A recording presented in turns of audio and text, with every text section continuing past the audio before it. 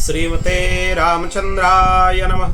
ओं परमहंसास्वादित चरणकमलचिन्मकरन्दाय भक्तजनमानसनिवासाय श्रीरामचंद्राय नमः। वागीसायस्य वदने लक्ष्मीर्यस्य च वक्षसि यस्यास्ति हृदये संवित् तं नृसिंहमहं भजे। विश्वसर्ग विसर्गादि नवलक्षणलक्षितं श्रीकृष्णाख्यं परं धामं जगद्धाम नमामि तात। प्रह्लाद नारद पराशर पुण्डरीक व्यासंवरी ससुक सौनक भीष्मदलिभ्यं रुक्मङ्गदार्जुन वसिष्ठ विभीषणादीन् पुण्यानिमन् परम भागवतान् नमामि। श्री सीतानाथ समारंभं श्रीरामानन्दार्य मध्यमम् अस्मदाचार्य पर्यन्तं वन्दे श्री गुरु परम्पराम्। नारायणं नमस्कृत्य नरं चैव नरोत्तमं देवीं सरस्वतीं व्यासं ततो जयमुदीरयेत्। जन्माद्यस्य यतन्वयादितरतश्चार्थे स्वभिज्ञः स्वराट् तेने ब्रह्महृदाय आदिकवये मुह्यन्ति यात् सूरयः। तेजो वारिमृदं यथा विनिमयो यत्र त्रिसर्गो मृषा धाम्ना स्वेन सदा निरस्तकुहकं सत्यं परं धीमहि। नमोऽस्तु रामाय सलक्ष्मणाय देव्यै च तस्यै जनकात्मजायै। नमोऽस्तु रुद्रेन्द्रयमानिलेभ्यो नमोऽस्तु चन्द्रार्कमरुद्गणेभ्यः। रामं रामानुजं सीतं भरतं भरतानुजं सुग्रीवं वायुसूनुश्च प्रणमामि पुनः पुनः। गोविंद जय जय गोपाल जय जय गोविंद जय जय गोपाल जय जय गोविंद जय जय गोपाल जय जय गोविंद जय जय गोपाल जय जय। राधा रमण हरि गोविंद जय जय राधा राधा रमण हरि गोविंद जय जय राधा गोविंद जय जय गोपाल जय जय गोविंद जय जय गोपाल जय गोविंद जय जय गोपाल जय जय गोविंद जय जय गोपाल जय गोविंद जय जय गोपाल जय जय गोविंद जय जय गोपाल जय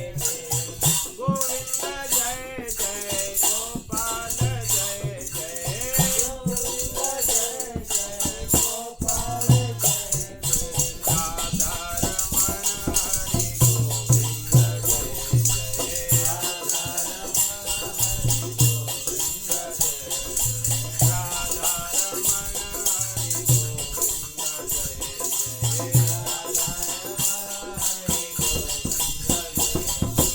गोविंद जय जय गोपाल जय जय गोविंद जय जय गोपाल जय गोविंद जय जय गोपाल जय जय गोविंद जय जय गोपाल जय राधा रमण हरि गोविंद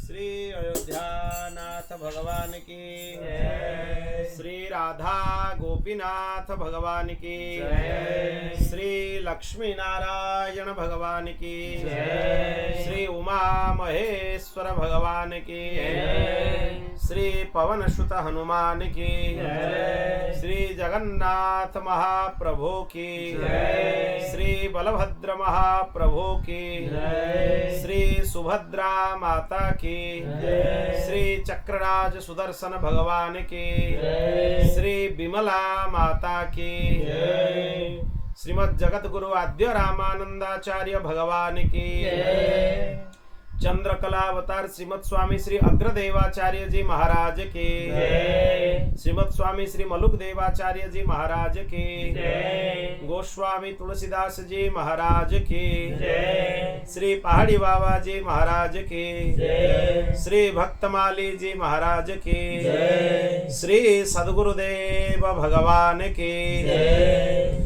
श्री हनुमान गढ़ी की जय। परम गुरुदेव परात्पर गुरुदेव श्री रामचरण दास जी महाराज की जय। जय जय श्री सीताराम, जय जय श्री राधे श्याम, हर हर महादेव, निताय गौर हरि बोल। अनंत कोटि ब्रह्मांड नायक परात्पर अखिलेश्वर निखिल हे प्रत्यनीक अनंत कल्याण गुणगण निलय भगवान श्री हरि की महती कृपा करुणा से आज हम 11वें दिन के श्रीमद् भागवत कथा के सत्र में प्रवेश कर रहे हैं। पिछले सत्र में हम लोगों ने चर्चा किया था हंस उपाख्यान का, जिसमें भगवान हंस सनक सनंदन सनातन और सनत कुमार जी को ब्रह्मा जी की उपस्थिति में दिव्य ज्ञान का उपदेश किए। आज हम लोग चर्चा करेंगे भक्ति योग की महिमा क्या है और ध्यान विधि का वर्णन भगवान यहाँ पर करते हैं। उद्धव जी को ध्यान विधि का उपदेश करते हैं, यह चर्चा करेंगे। उद्धव जी पूछ रहे हैं भगवान, वदन्ति कृष्ण श्रेयांसि बहुनी ब्रह्मवादिनः तेषां विकल्प प्राधान्य मुताहो एकमुख्यता। हे भगवान, ब्रह्मवादी महात्मा आत्मकल्याण के अनेकों साधन बताते हैं, उनमें अपनी अपनी दृष्टि के अनुसार सभी श्रेष्ठ है अथवा किसी एक की प्रधानता उसमें है। आप अलग अलग संप्रदाय में जाओगे, अलग अलग गुरुओं के पास जाओगे, आत्मकल्याण का मार्ग सब अलग अलग बताते हैं। कोई बोलेगा ये करो इससे कल्याण होगा, कोई बोलेगा ये करो इससे कल्याण होगा। तो मार्ग बहुत सारे हो गए। फिर इसमें संशय यह हुआ कि इतने सारे मार्ग हैं तो इनमें से किसी श्रेष्ठ मार्ग कोई एक है या सभी श्रेष्ठ हैं, उसके बारे में आप थोड़ा निरूपण करें। भगवान को प्रश्न कर रहे हैं। और आप तो भगवान को बोल रहे हैं, उद्धव जी भक्ति योग को ही एक निरपेक्ष और स्वतंत्र साधन बताते हैं, क्योंकि इसी से सभी ओर से मन हटकर आप श्री भगवान में मन लग जाता है। इसीलिए आप बताते हैं कि भक्ति योग सबसे श्रेष्ठ है, क्योंकि इसमें कुछ छोड़ने का जरूरत नहीं होता है, जो छोड़ना है वो अपने आप छूट जाता है। तो आप कृपा करके बताइए भक्ति योग क्या है, उसका भी निरूपण करें। भगवान को ये 2 प्रश्न किए। भगवत प्राप्ति के जो विविध मार्ग हैं उनमें कौन सा श्रेष्ठ है या सभी श्रेष्ठ है, और भक्ति योग की महिमा आप गान करते हैं, तब भक्ति योग क्या है वह हमें बताइए। बहुत अद्भुत प्रश्न है। भगवान बोलते हैं, कालेन नष्टा प्रलये वाणीयं वेद संहिता मयादौ ब्रह्मणे प्रोक्ता धर्मो यस्यां मदात्मकः। प्रिय उद्धव, ये जो वेद वाणी है वो प्रलय के बाद लुप्त हो गई थी। फिर जब सृष्टि का प्रारंभ हुआ, भगवान बोलते हैं कि हम अपने मन से संकल्प किए कि हमसे ब्रह्मा जी प्रकट हो जाएं। फिर ब्रह्मा जी प्रकट हो गए हमसे, और यही वेद का ज्ञान हमने ब्रह्मा जी को अपने संकल्प से उपदेश किया। संकल्प से मतलब बैठकर पढ़ाया नहीं, भगवान संकल्प किए कि ब्रह्मा जी को संपूर्ण वेदों का ज्ञान हो जाए, बस हो गया ज्ञान। असल में यही होता है गुरु शिष्य परंपरा। आप कुछ भी ग्रंथ पढ़ लो, खूब ग्रंथ का अध्ययन कर लो, कंठस्थ कर लो, पर ग्रंथ आपको लगता नहीं। क्यों नहीं लगती है ग्रंथ आपको? क्योंकि जब गुरुदेव अपना संकल्प कर देंगे, हाँ आपको भागवत जी लग जाए, बिठाकर पढ़ाने का जरूरत नहीं, आपको सभी क्लिष्ट विषय भी समझ में आ जाएंगे। जो आप पढ़े नहीं है वो ज्ञान भी उपस्थित हो जाएंगे। वो अद्भुत गुरुदेव की कृपा है, उसमें और कुछ नहीं। हम कई बार अपने ही प्रवचन में देखें, कई बार जब भागवत जी का व्याख्यान करने के लिए बैठते हैं किसी भी टीका के आश्रय से, चाहे वो श्रीधर स्वामी जी का टीका हो या श्री जीव गोस्वामी पाद की टीका हो या विश्वनाथ चक्रवर्ती पाद की टीका हो, सारा अर्थदर्शिनी हो, उस विषय का निरूपण करने के लिए बैठते हैं। व्यासपीठ में बैठने तक वो ग्रंथ हम खोलकर देखते नहीं है उसमें क्या लिखा है। भगवत कृपा से उसको लेकर बैठ जाते हैं प्रवचन में। उसके पहले ग्रंथ पढ़ते नहीं है कि यह ग्रंथ में यह लिखा है, यह बोलना है, वो बोलना है, बल्कि ये देखते हैं कि वहां पर अगर हम पढ़ लेते हैं पहले तो गड़बड़ हो जाता है। जो बोलने वाला विषय ये विषय अंतर हो जाता है, मतलब दूसरा विषय उसमें आ जाता है, और जो हम निश्चय करके रखते हैं कि यह बोलना है वो नहीं बोल पाते। वो जो हम सोचे ही नहीं है ये बोलना है, वो अद्भुत अद्भुत विषय उपस्थित हो जाते हैं अपने आप। कई बार हम देखें तो जो टीकाकारों का भाव है हम उसको लेकर बैठते हैं। ये गुरुदेव की कृपा से टीका देखने से पहले जो भाव हम उसमें वर्णन कर लेते हैं, बाद में देखते हैं कि टीका में वही भाव लिखा है। ये कई बार हम देखें, हम पहले ही बोल दिए ग्रंथ में कि यह लिखा है, हमें पता नहीं है क्योंकि हम उसका अध्ययन नहीं किए।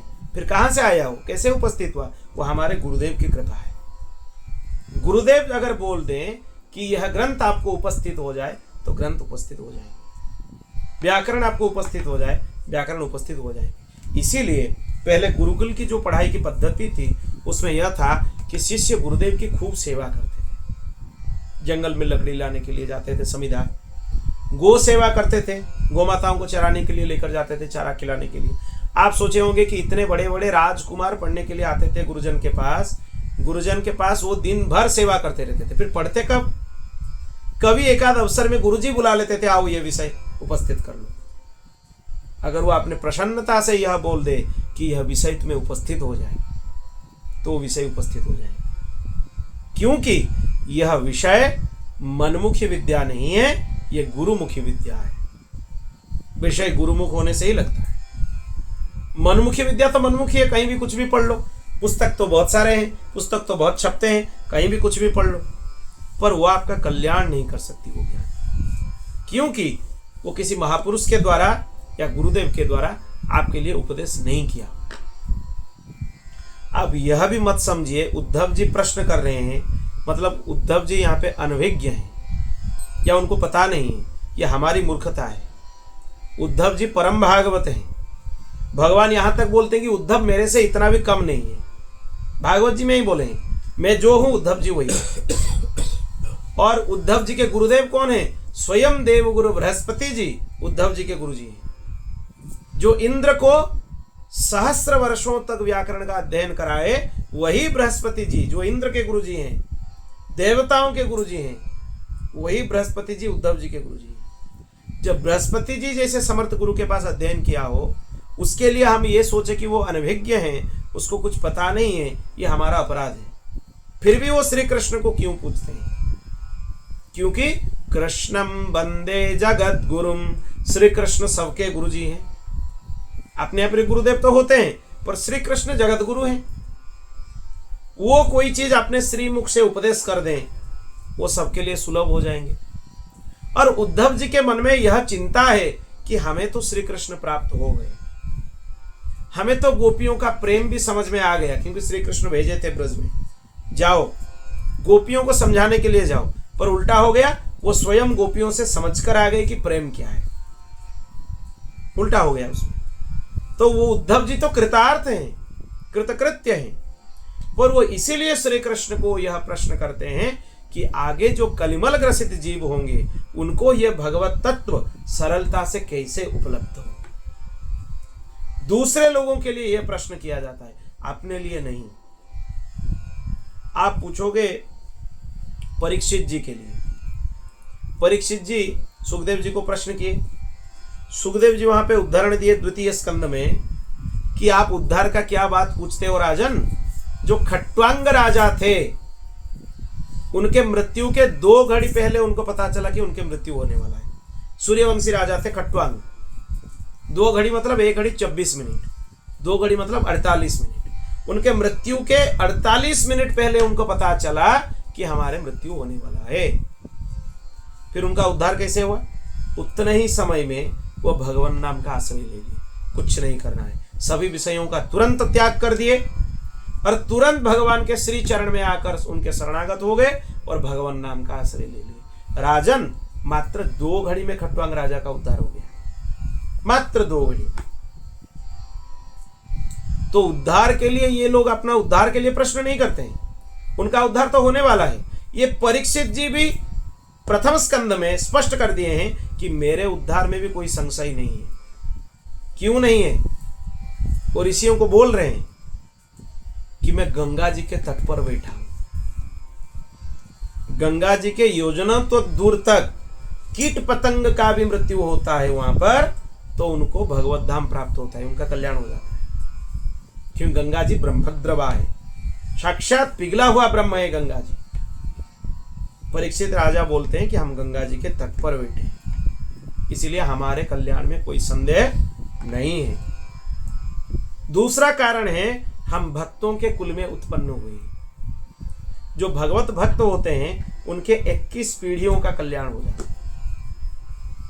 हम तो उसी में ही आते हैं, क्योंकि पांडवों के पौत्र हैं, इसीलिए अभिमन्यु के पुत्र हैं परीक्षित जी। अभिमन्यु अर्जुन जी के पुत्र हैं, तो अर्जुन जी के पौत्र हुए परीक्षित जी। तो भक्त के नाते से, भक्त के परिवार में उत्पन्न होने से उनके कल्याण में कोई संदेह नहीं है, यह भी स्पष्ट हो गया। तीसरा कारण उनका यह है कल्याण के लिए, जब तक उनका जन्म नहीं हुआ था, मातृगर्भ में थे, अश्वत्थामा उनके मृत्यु के लिए ब्रह्मास्त्र का संधान कर दिए। उनके उद्धार के लिए भगवान एक छोटा सा रूप धारण करके उत्तरा जी के गर्भ में ही प्रवेश कर गए और परीक्षित जी का उद्धार किया। गर्भ में ही भगवान श्री कृष्ण का दर्शन परीक्षित को हो गया, गर्भस्थ परीक्षित। यह भी एक कारण है कि उनके कल्याण में कोई संदेह नहीं है, क्योंकि जो भगवान का दर्शन कर लेता है उसका उद्धार तो होना ही है। और भी एक कारण है, महाभारत जी में यह विषय लिखा है।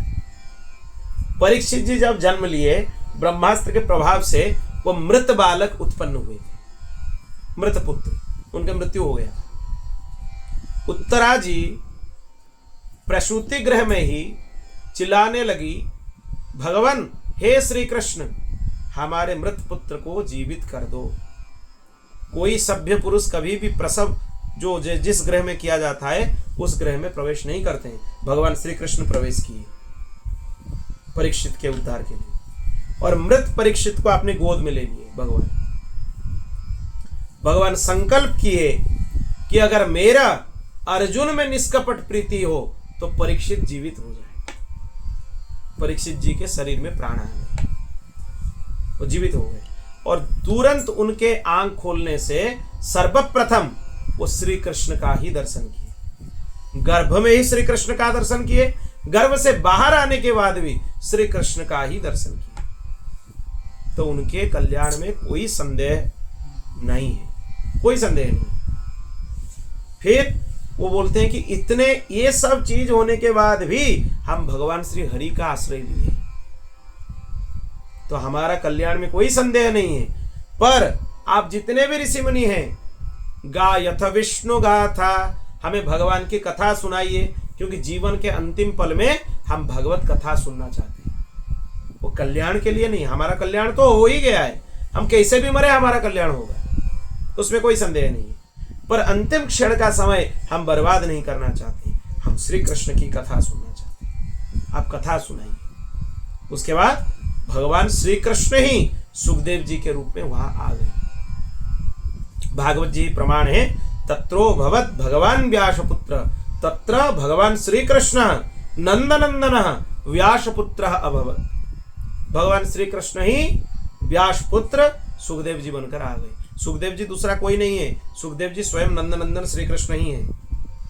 यह प्रमाण कई जगह है, भागवत जी के महात्म्य में भी लिखा है, स्कंद पुराण महात्म्य में, नंदनंदन रूपस्तु श्री शुको भगवान ऋषि। नंदनंदन श्री कृष्ण ही सुखदेव जी हैं, वो स्वयं अपनी कथा सुनाने के लिए आए। तो इसीलिए उद्धव जी के कल्याण में भी कोई संदेह नहीं है। परीक्षित जी भागवत जी के श्रोता हैं, सुखदेव जी सुना रहे हैं, उनमें भी कल्याण का कोई संदेह नहीं है। पर वो लोग इसीलिए यह प्रश्न करते हैं जैसे कि हम लोगों के ऊपर कृपा हो जाए, हम लोगों का कल्याण हो जाए, हम लोगों के लिए सोच कर ही वो प्रश्न करते हैं, यह कारण है। फिर ब्रह्मा जी ने अपने ज्येष्ठ पुत्र स्वयंभू मनु को वो उपदेश किया, जो उपदेश भगवान ब्रह्मा जी को दिए। उनसे फिर क्रमशः भृगु, अंगिरा, मरीचि, पुलह, अत्रि, पुलस्त्य, क्रतु, इन 7 प्रजापति महर्षियों को वो विद्या प्राप्त हुए। इनको 7 प्रजापति बोला जाता है। प्रजाओं के पति, जो प्रजा हैं जिनका पालन किया जाता है, उनके अधिपति होने से उनको बोला जाता है प्रजापति। उनको परंपरा से यह ज्ञान प्राप्त हुआ। गीता जी में भी यह लिखा है, इमं विवस्वते प्राहो मनोरिक्षा कवे ब्रवीत आदि श्लोक में उसको संकेत भगवान करते हैं। एवं परंपरा प्राप्त, ये परंपरा से ही ज्ञान सबको मिला है। जो ज्ञान पहले हम वैवस्वत सूर्य जी को उपदेश किए थे विवस्वान स्वरूप से, फिर क्रमशः ये ज्ञान आज तक आया है। ज्ञान वही होता है जो परंपरा से आता है। ज्ञान वो नहीं है कहीं भी पुस्तक से मिल जाए या इधर उधर से मिल जाए। आजकल AI से मिल जाता है, कहीं कहीं शॉर्ट्स और रील्स देख के भी लोगों को ज्ञान मिल जाता है, पर वो ज्ञान नहीं होता है। ज्ञान वही है जो परंपरा प्राप्त आचार्यों से प्राप्त हो, जिसका समर्थन परंपरा प्राप्त आचार्य करें। मतलब यह भी नहीं होना चाहिए कि शास्त्र के विपक्ष में वो बोल दे। वो बात शास्त्र में भी लिखी हुई होनी चाहिए, वही बात का आचरण उनके पास होना चाहिए, और उसी के साथ वो विषय का वो प्रवचन किसी को करना चाहिए। तब जाके समझना कि यह परंपरा प्राप्त ज्ञान है। फिर ब्रह्मर्षियों के संतान देवता, दानव, गुह्यक, मनुष्य, सिद्ध, गंधर्व, विद्याधर, चारण, किन्देव, किन्नर, नाग, राक्षस, किमपुरुष, इन ब्रह्मर्षियों से ये ज्ञान को उन लोगों ने प्राप्त कर लिए। ये जो किन्देव बोला जाता है, इनका मतलब क्या है? उनके पास श्रम नहीं होता है, कभी स्वेद उत्पन्न नहीं होता है, उनके शरीर से दुर्गंध नहीं होता है, वैसे मनुष्यों को किन्देव बोलते हैं। किन्देव। किन्नर मतलब क्या है? मनुष्य के जैसे दिखते हैं, उनका मुख, शरीर की आकृति ये मनुष्य के समान है। आजकल जिनको लोग किन्नर बोलते हैं वो किन्नर नहीं है, वो लोगों ने अपभ्रंश किया है। वो वैदिक शब्द है किन्नर। ये मनुष्य के एक दूसरे प्रजाति होते हैं, मनुष्य के जैसे दिखने वाले, पर मनुष्य नहीं होते, उनको किन्नर बोला जाता है। किम पुरुष होते हैं, पुरुष के समान जो प्रतीत होते हैं, पर बानर होते हैं, पर पता चलता है कि ये पुरुष के जैसे हैं, मनुष्य के जैसे हैं, उनको किम पुरुष बोला जाता है। एक किम पुरुष वर्ष है, जैसे यह भारत वर्ष है, नौ खंड जो है जम्बूद्वीप में 9 खंड है, 9 वर्ष हैं। उनमें किम पुरुष वर्ष एक है, जिसमें भगवान श्री राम का पूजन हनुमान जी करते हैं। भागवत जी के 5वें स्कंद में यह विषय लिखा है। वहां के अधिपति भगवान श्री राम हैं अभी भी, और हनुमान जी वहीं श्री राम जी का पूजन करते हैं। ऐसे बहुत सारा स्थान है जहां लोगों का पहुंच नहीं है। और क्या मंत्र से पूजा करते हैं हनुमान जी? ओम नमो भगवते उत्तम श्लोकाय, नमः आर्य लक्षण शीलव्रताय, नमः उपशिक्षितात्मन उपासित लोकाय, नमः साधुवाद निकषणाय, नमो ब्रह्मण्य देवाय, महापुरुषाय, महाराजाय नमः। यह राम जी का मंत्र है, भागवत जी में दिया हुआ मंत्र है।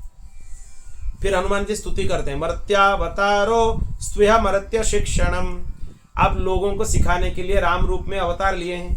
राम अवतार का प्रयोजन यही है कि हम मनुष्य के जैसे अब जो मर्यादा है उसका पालन करते हुए मनुष्यों को शिक्षा प्रदान करें, इसीलिए राम जी आए थे। हनुमान जी बोल रहे।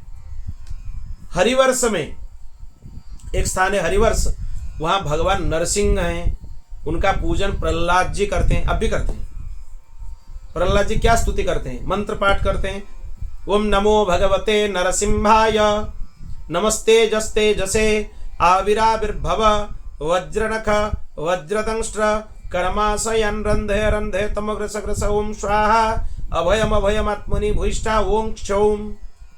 यह नृसिंह भगवान का मंत्र है भागवत जी में। और स्तुति क्या गान करते हैं? स्वस्त्यस्तु विश्वस्य खला प्रसीदतम, ध्यायन्तु भूतानि शिवो मिथो धिया, मनश्च भद्रं भजता तथोक्षजे, आवेश्यतां नो मतिरप्यहेतुकी। हे भगवान, दुष्टों का भी कल्याण हो, सज्जनों का तो कल्याण होना ही चाहिए, दुष्टों का कल्याण हो। कैसे कल्याण होगा दुष्टों का? ना उनमें आपके भक्ति आ जाए तब उनका कल्याण हो जाए। जो दुष्ट हैं उनमें भी आपका भक्ति आ जाए, उनका भी कल्याण हो। धर्म का जय, इसी को ही करपात्री जी महाराज जयकारा में ले आए, यही श्लोक को, धर्म का जय हो, अधर्म का नाश हो, प्राणियों में सद्भावना हो, विश्व का कल्याण हो। ये 4 चीज इसी में से ही आया है। सबके कल्याण की भावना, कभी मत सोचो कि इनके कल्याण नहीं होना चाहिए। दुष्ट से दुष्ट हो, धूर्त से धूर्त हो, कोई भी हो, उनका कल्याण होना ही चाहिए। ये प्रहलाद जी स्तुति करते हैं। ये भारतवर्ष के देवता कौन है? भगवान नर नारायण है। बद्रीनाथ में जो विराजमान है भगवान, नर स्वरूप में एक पर्वत रूप है और नारायण स्वरूप में पर्वत रूप है, बीच में बद्रीनारायण भगवान। बद्रीनारायण भगवान भारतवर्ष के देवता हैं। ये 9 वर्षों में एक वर्ष है भारतवर्ष। इसके देवता हुए भगवान नर नारायण, और इसके पूजक अर्चक कौन है? श्री नारद जी हैं।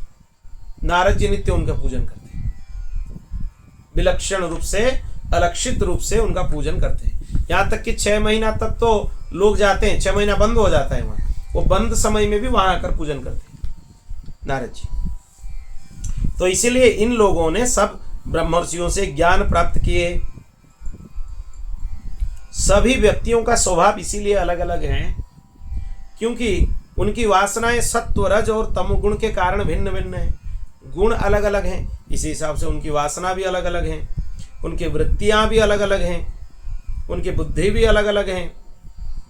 इसीलिए ये सब लोग अपने वृत्ति के हिसाब से, अपने चित्त वृत्ति के हिसाब से वेद का अर्थ अलग अलग ग्रहण करते हैं, क्योंकि सबका गुण त्रय अलग अलग है। सत्वगुण में है तो सत्वगुण वाला अर्थ लेंगे, जो रजोगुण में है वो रजोगुण वाला अर्थ लेंगे, जो तमोगुण में है वो तमोगुण वाला अर्थ लेंगे। इसमें से कोई सही नहीं है, कोई गलत नहीं है। इसीलिए नहीं है, सभी सही है, सभी गलत है। अपने वृत्ति के हिसाब से उनका अर्थ वो लोग लगाते हैं, इसीलिए भगवान यहाँ पर स्पष्ट करते हैं। और वेद वाणी इतना अलौकिक है, उनका अर्थ भी अलग अलग निकलता है, भगवान यहाँ पे स्पष्ट किए। इसीलिए भगवान बोलते हैं इतिहास पुराण की सहायता से ही वेद को समझना चाहिए। स्वतंत्रता से अगर आप वेद पढ़ने लग जाएं तो वेद का अर्थ का अनर्थ हो जाएंगे। वेद में कुछ बोला जाता है, आपको कुछ दूसरा समझ में आएगा उसमें।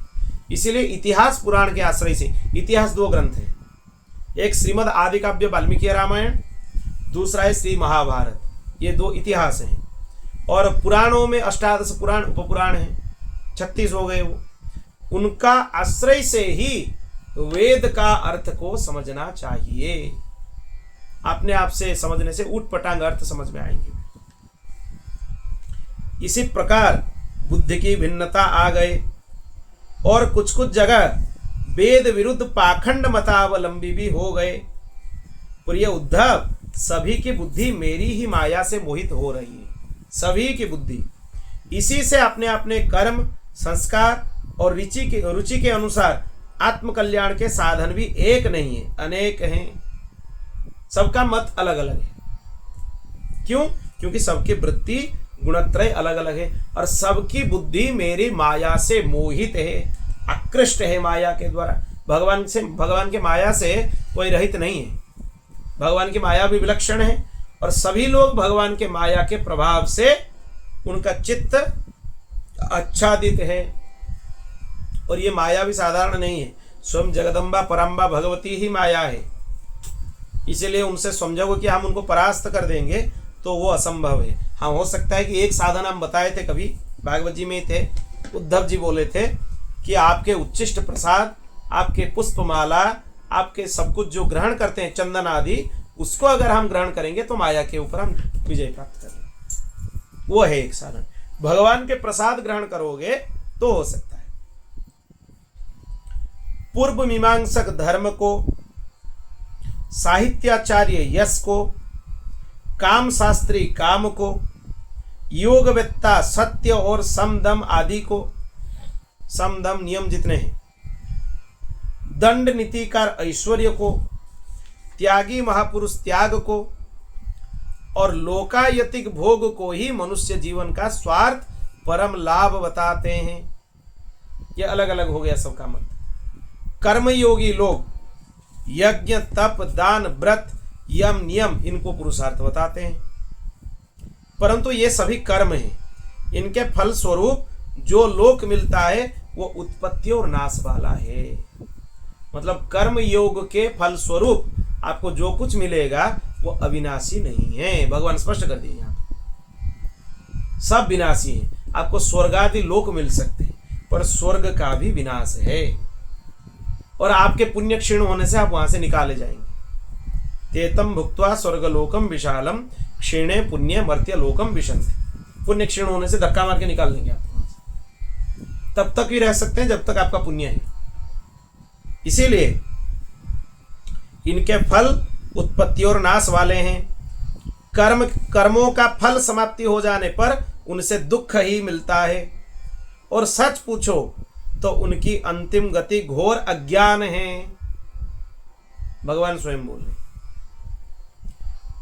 उनसे जो सुख मिलता है वो तुच्छ है, नगण्य है और वे लोग भोग के समय भी असूया आदि दोष के कारण शोक से परिपूर्ण होते हैं।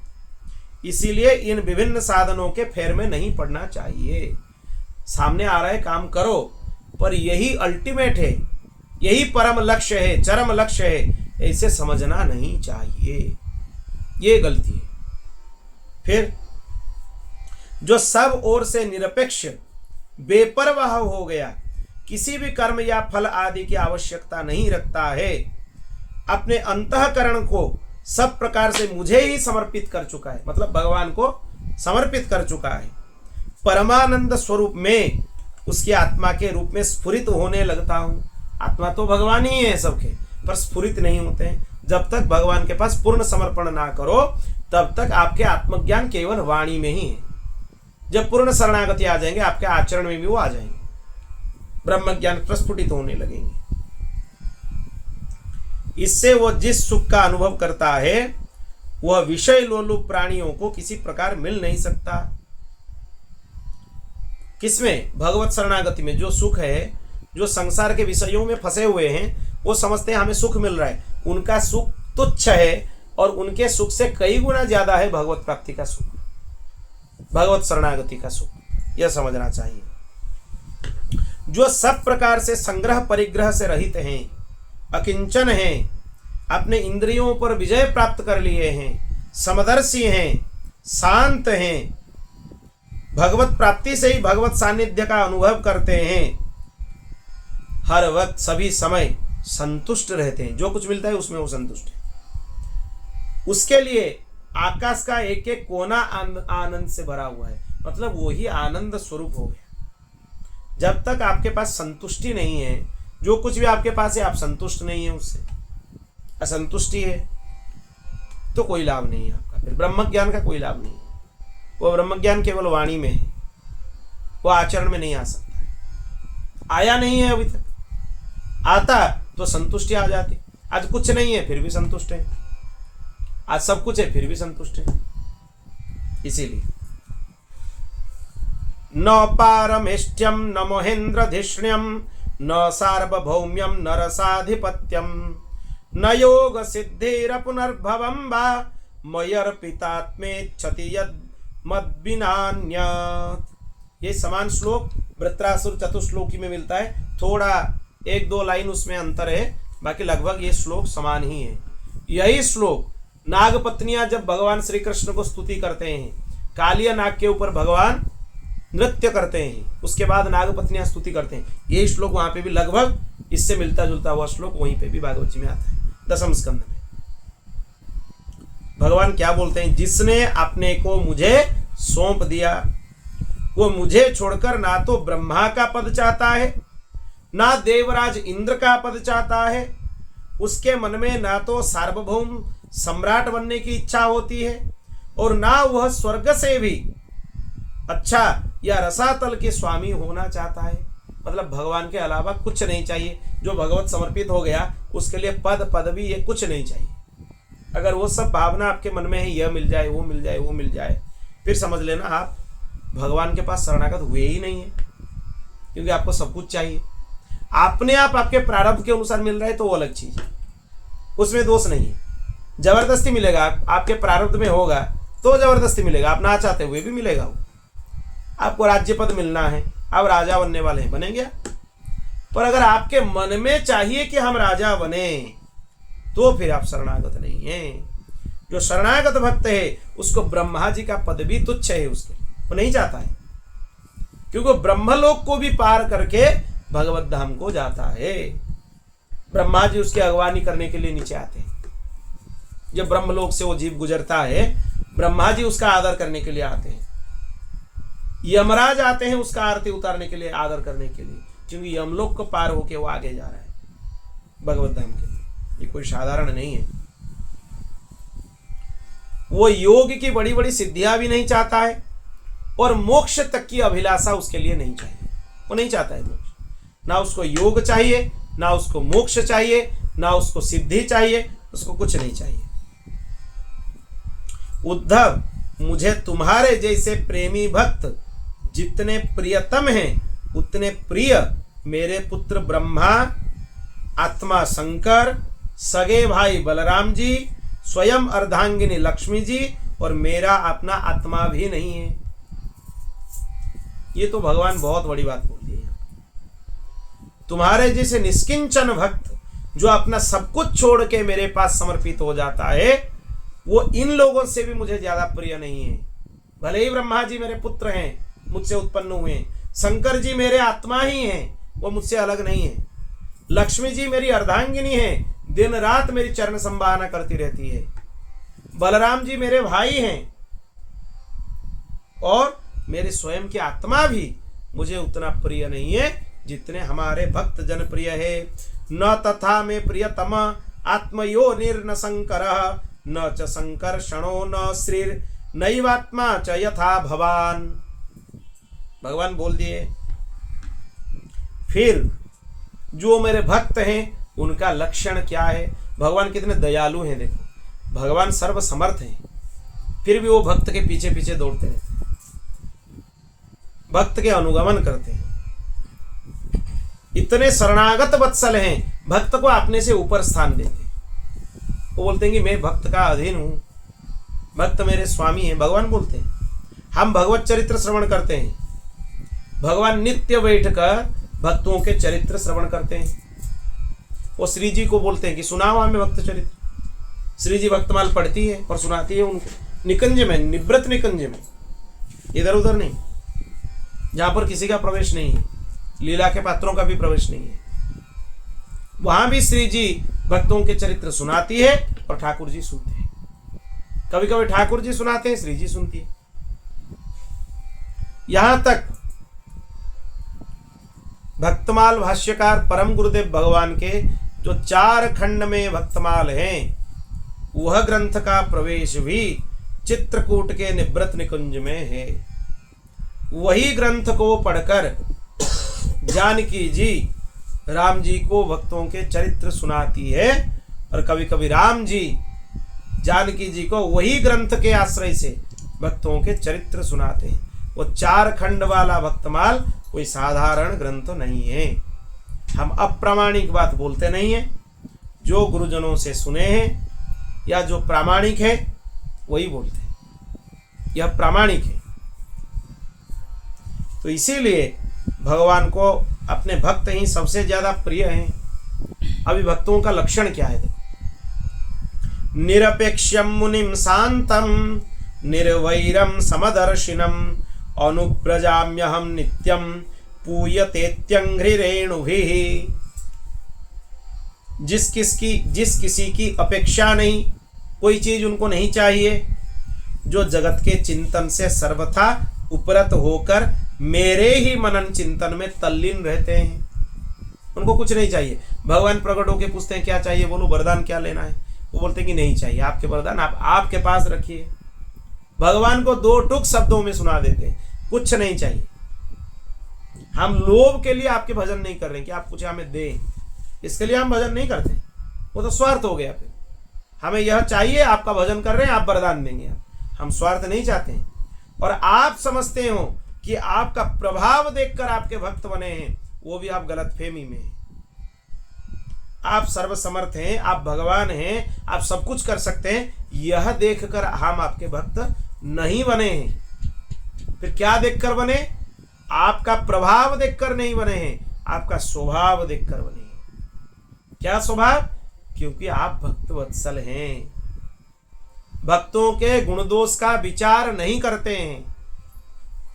पापी से पापी महापापी है, वह भी आपके शरणागत हो जाता है तो उसके गुण दोष को भूलकर उसको आप अपने चरणों में स्वीकार कर लेते हैं। आप पतित पावन हैं, इसीलिए आपके स्वभाव से रीझ कर हम आपके पास अपने सर्वस्व त्याग कर कर समर्पित हो गए। इसीलिए नहीं हुए क्योंकि आप भगवान हैं, आप सृष्टि कर लेते हैं, प्रलय कर लेते हैं, पालन कर लेते हैं, ब्रह्मा जी की सृष्टि कर लेते हैं, ब्रह्मांड की सृष्टि कर लेते हैं, इसीलिए आपके भक्त हम नहीं बने हैं। यह भगवान को सुना देते हैं भक्त। यहां तक बोलते हैं आपको कुछ चाहिए तो बोलो हम देते हैं, हमें कुछ नहीं चाहिए। आपको हमसे कुछ चाहिए तो बोलो आपको हम देंगे, भगवान को बोल देते हैं। उनमें राग द्वेष नहीं होता है, ना तो अनुराग होता है किसी के प्रति, ना तो द्वेष होता है किसी के प्रति। मतलब किसी के प्रति शत्रुता की ज्यादा भावना भी नहीं है, किसी के लिए मित्रता का भी भावना ज्यादा नहीं है, समदृष्टि रखते हैं। वैसे ये गुण जिन महात्माओं के अंदर होता है, उनके पीछे पीछे मैं स्वयं भगवान घूमता हूं, उनके पीछे पीछे मैं चलता हूं। क्यों? क्योंकि उन भक्तों की चरणों की धूल उड़कर मेरे ऊपर पड़ जाए तो मैं पवित्र हो जाऊं। भगवान बोले मैं भक्तों का अनुगमन करता हूं। भक्त चरित्र या भक्तों का महात्म्य कभी साधारण नहीं है। भक्त के भक्त भगवान हैं। क्यों? भगवान बोलते हैं देखो ये इतने प्रिय हैं हमारे, अपने सब कुछ छोड़कर हमारे लिए आ गई। एक बार किसी अर्चक को यह अनुभव हुआ, श्री पंडरीनाथ भगवान, विट्ठल भगवान, पंढरपुर में महाराष्ट्र में भगवान हैं, वो रात भर मंदिर बंद होने के बाद ज्ञानदेव तुकाराम का कीर्तन कर रहे हैं, रो रो कर कीर्तन कर रहे हैं। भगवान रो रहे हैं, उनका अश्रुपात हो रहा है और भक्तों का नाम उच्चारण करके वो उनका कीर्तन करते हैं। आचार्य जी आकर बोले अर्चक जी, जय जय, आपको क्या हो गया? आप रात भर क्यों कीर्तन कर रहे हैं, रो क्यों रहे हैं? अर्चक को भगवान बोले देखो इन भक्तों ने अपना सब कुछ छोड़कर मेरे लिए आकर समर्पित हो गए, तो मैं दिन भर रात भर इनका कीर्तन करूं तो भी कम होगा, तो भी कम हो जाएगा।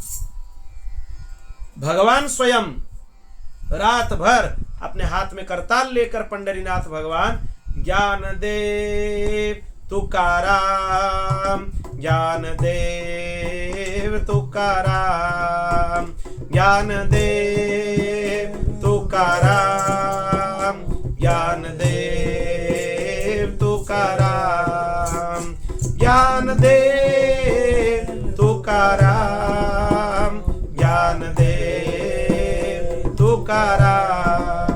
भगवान रात भर कीर्तन करते रहे। ये दोनों का नाम क्यों ले रहे थे? भक्ति काल में बहुत प्राचीन आचार्य हैं श्री ज्ञानदेव जी महाराज, और लगभग अंतिम उस परंपरा में अंतिम में आते हैं तुकाराम जी। व्याकरण में एक पद्धति है आद्य अंतेन सहिता। अगर पहले को और अंतिम को पकड़ लो तो बीच में सब आ जाते हैं।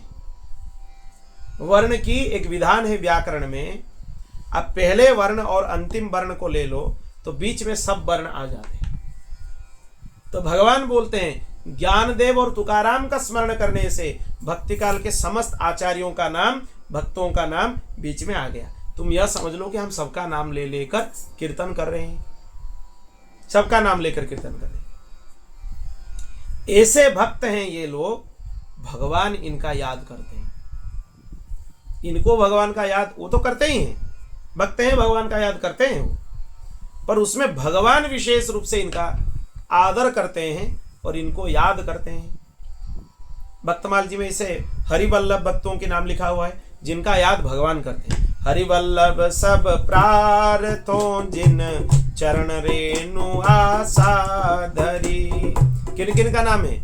कमला, गरुड़, सुनंद आदि षोडश प्रभु पदरति, हनुमंत, जामवंत, सुग्रीव, विभीषण, सबरी, खगपति, ध्रुव, उद्धव, अम्बरीश, विदुर, उद्धव, सुदामा, चंद्रहास, चित्रकेतु, ग्राह, गज, पांडव नाम, कौसारभ, कुंती, बधु, पट, एचत, लज्जा, हरि, हरिवल्लभ सब प्रार्थो जिन चरण रेणु आशा धरी। भगवान इनका याद करते हैं, इन भक्तों का। इसीलिए बोला जाता है प्रातः काल उठने से तुरंत इन भक्तों का नाम ले लो। नित्य प्रात शय्या त्याग के बाद भगवान के 24 अवतारों का स्मरण करना चाहिए। एक छप्पई छंद में पूरे 24 अवतार आ जाते हैं। जय जय मीन वराह कमठ नरहरि बलिवावन, परशुराम रघुवीर कृष्ण कीरति जग पावन, बुद्ध कल की और व्यास पृथु हरिहंस मनमंतर, यज्ञ ऋषभ हयग्रीव ध्रुव वरदेन धन्वंतर, बद्रिपति दत्त कपिल देव सनकादिक करुणा करो, 24 रूप लीला रुचिर श्री अग्रदास और पदधरो। भगवान के 24 अवतारों का स्मरण हो गया। फिर भगवान के 48 चरण चिन्हों का स्मरण करना चाहिए। चरण चिन्ह रघुवीर के भक्तनि सदा सहायका, अंकुश अंबर कुलिस कमल जब ध्वजा धेनुपद आदि भगवान के 48 चरण चिन्हों का स्मरण करना चाहिए। फिर 12 महाभागवतों का स्मरण करना चाहिए। विधि नारद शंकर सनकादिक कपिल देव मनु भूप, नर हरिदास भीष्म जनक बलि सुक मुनि धर्म स्वरूप। यह याद करो, या स्वयंभू नारद शंभु को याद है तो याद कर लो। 12 महाभागवतों का नाम स्मरण करना चाहिए। फिर हरिवल्लभ जो भक्त के छप्पई हम पाठ किए उनका स्मरण करना चाहिए प्रातः का। फिर यही 4 छप्पई छंद का स्मरण शयन से पूर्व रात में स्मरण करना चाहिए। भगवान के 24 अवतार, 48 चरण चिन्ह, उनके चरणों में 48 चिन्ह हैं, उनके चरण चिन्ह, फिर उनके 12 महाभागवत और भक्तों का नाम। घर से कहीं बाहर निकल रहे हो, यह अभ्यास कर लो कि 5 भक्तों का नाम स्मरण करके हम निकलेंगे तो कभी आपका अमंगल नहीं होगा। कहीं भी चले जाओ आपका अमंगल नहीं। भक्तों के नाम स्मरण का इतना महत्व है। एक भक्त नामार्चन होता है। इस पुरुषोत्तम महीने में अगर सुयोग मिले कभी, इस बीच में कभी अर्चन करेंगे।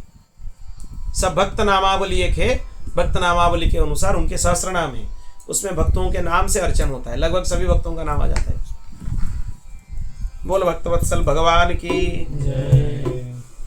तो इसीलिए भगवान बोलते हैं कि इन भक्तों का मैं अनुधावन करता हूं, क्योंकि इनके चरण धूल अगर मेरे ऊपर आ जाए तो हम पवित्र हो जाएंगे।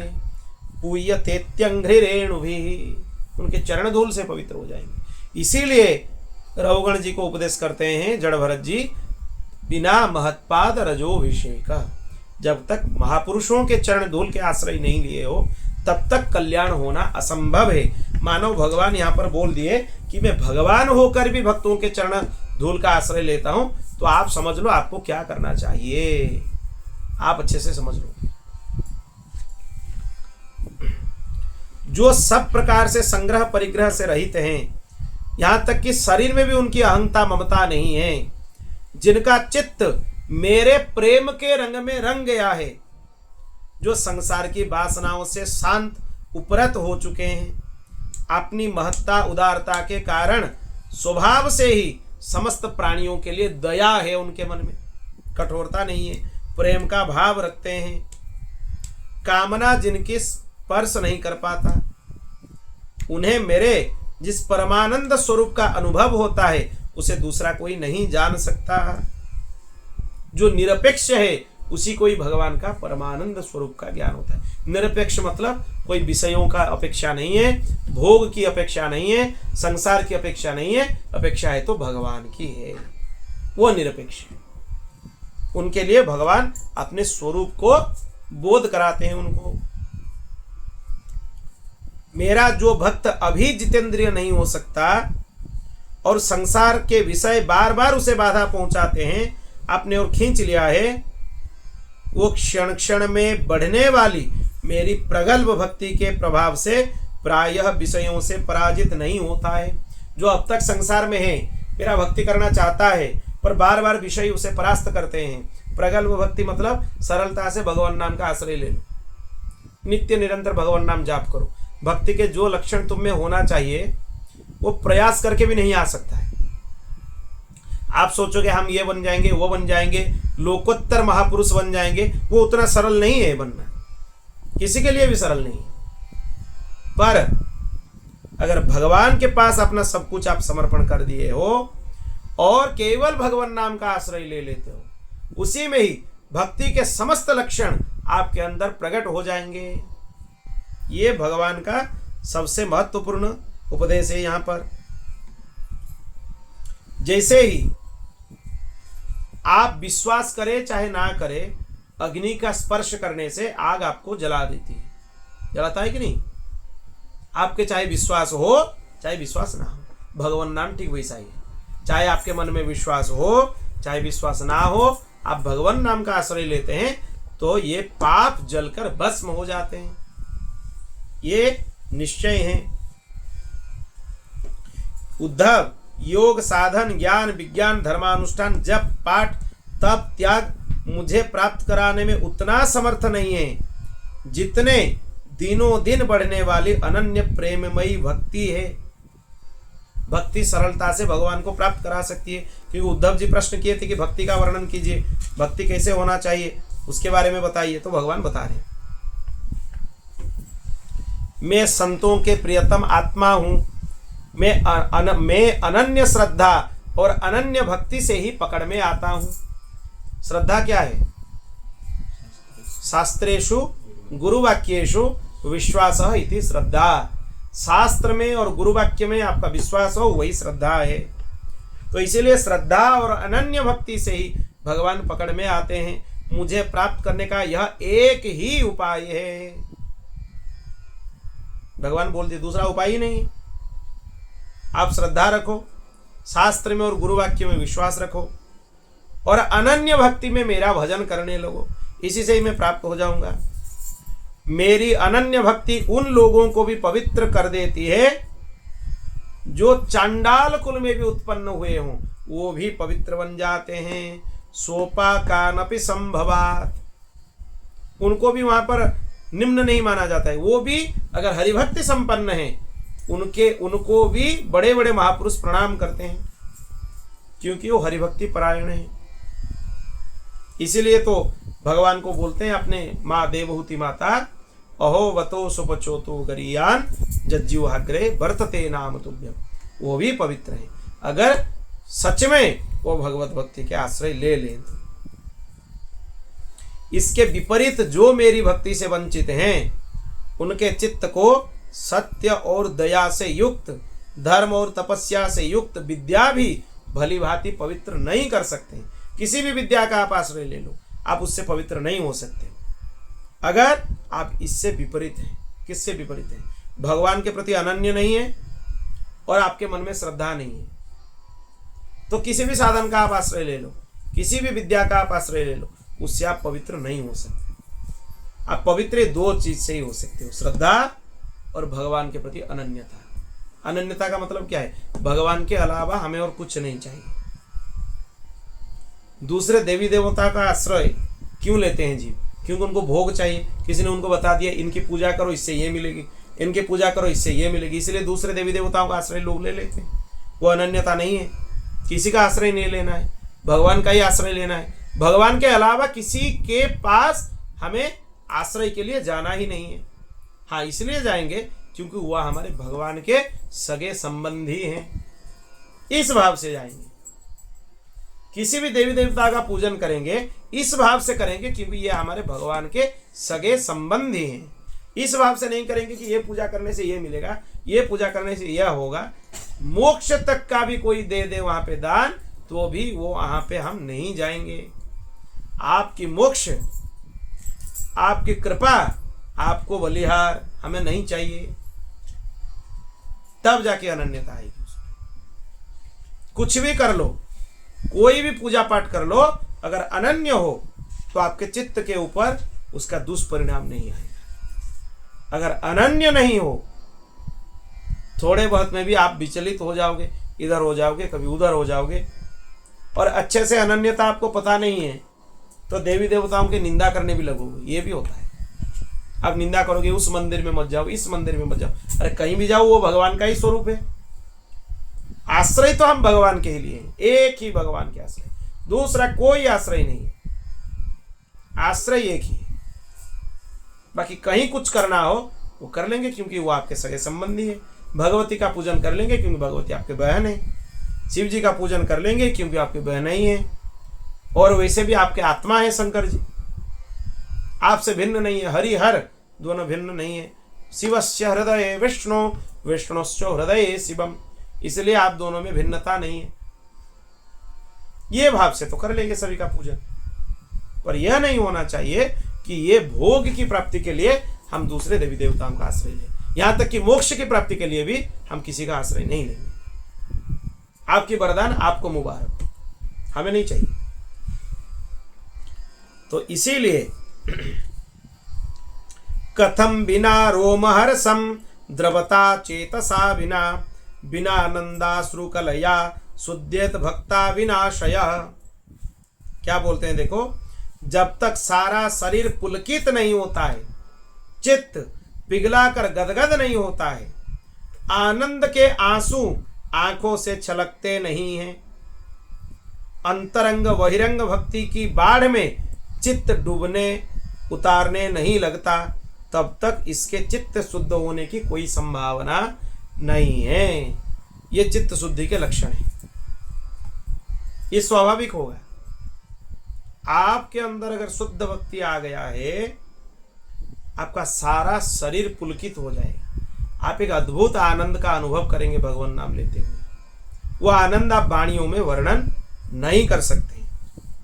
चित्त पिघल कर गदगद हो जाएगा। इतना आनंद में भर जाएंगे आप सामने वाले को बता नहीं सकते कि आपके अंदर क्या हो रहा है, पर कुछ तो हो रहा है। ऐसे हो रहा है कि इतना आनंद आ रहा है, वो आप सामने वाले को नहीं बता सकते। और जब ज्यादा डूब जाएंगे उसके अंदर, आपके आनंद के अश्रु छलकने लगते हैं, तो नेत्र से आ जाएंगे। वो भी प्रेम के लक्षण है। पर यह होना चाहिए कि दूसरे को दिखाने के लिए नहीं होना चाहिए, फिर वो पाखंड हो जाएगा। वह अपने एकांत में बैठो, भजन करो, खूब अश्रुपात करो, अपने आप आएंगे अश्रु।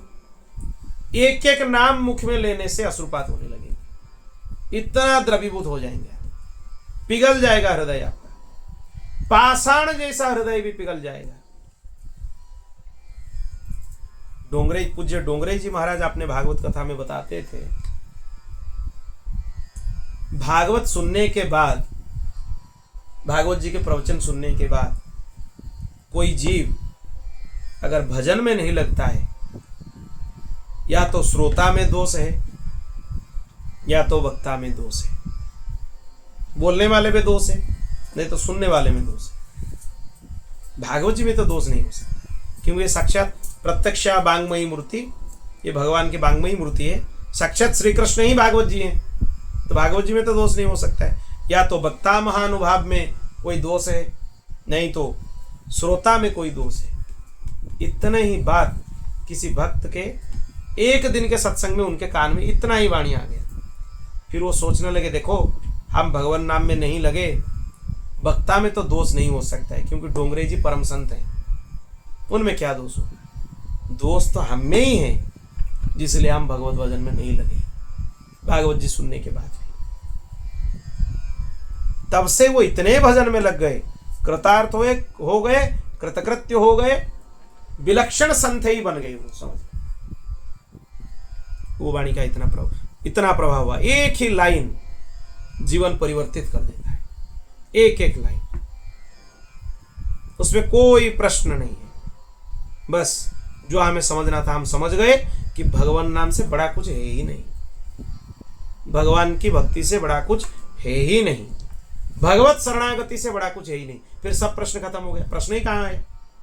यही सभी प्रश्नों का अंत है कि भगवान के भक्ति से बड़ा और कुछ है ही नहीं, भगवान नाम के अलावा और कुछ है ही नहीं। आपको भगवान नाम मिल गया, गुरुदेव भगवान आपको नाम का उपदेश कर दिया, मंत्र का उपदेश कर दिया, और रहा ही क्या साधन में? क्या प्रश्न करना है उसमें? वो इसीलिए हो रहा है कि हमें कमी, क्योंकि भगवान नाम सर्वोपरि है और सर्व संपन्न है। आप भगवान नाम का आश्रय लेते हो, दूसरे साधन का आश्रय लेते हो, दूसरे व्यक्ति विशेषों का आश्रय लेते हो, तो आपकी अनन्यता खंडित हो रहा है। आप अनन्य नहीं हो। क्यों?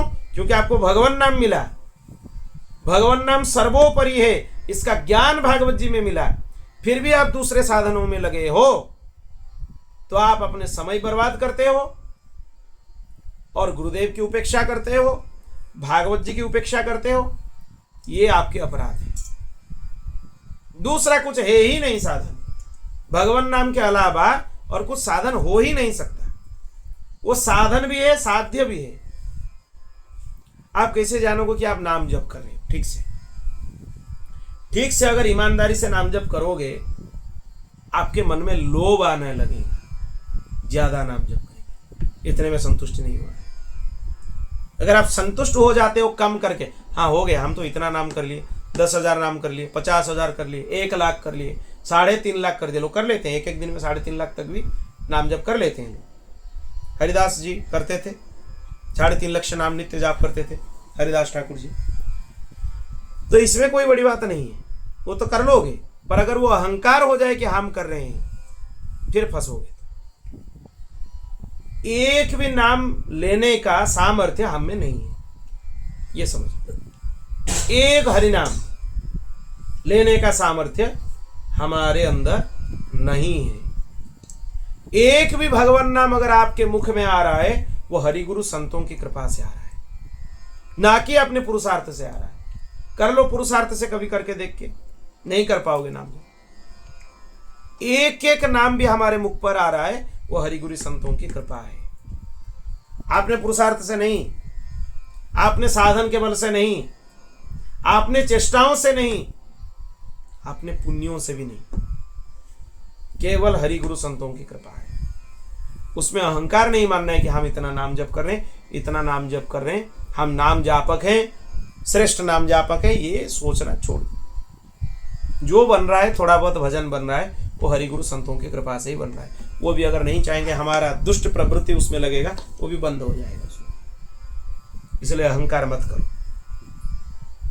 ये सब प्रेम के लक्षण हैं। ये लक्षण आपके अंदर आने लग जाएंगे। मम गुण गावत पुलक शरीरा, गद गद गीरा, नयन वहे नीरा। श्री राम जय राम, जय जय राम।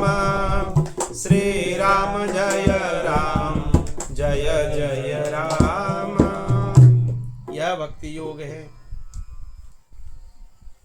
इसी को ही बोल देते हैं गोस्वामी जी। देखो कितने सरल भाषा में, सरल वाणी में मानस जी में चीज बोल दी। इसलिए कुछ ग्रंथ समझ में ना आए, मानस पढ़ लो, कल्याण हो जाएंगे। दूसरे ग्रंथ तो समझ में नहीं आएंगे। हाँ, ये मत समझना कि मानस भी बहुत सरल है, पर जितना हिंदी में उसका अर्थ दिया गया है उतना भी आप समझ लेते हो तो बहुत ज्यादा है। मानस तो विद्वानों के लिए भी कठिन है, इतना क्लिष्ट है अगर विद्वत्ता से देखा जाए, और सरलता से इतना सरल है, कोई गांव के बिना पढ़े हुए लोग भी उसके अर्थ समझ जाते हैं।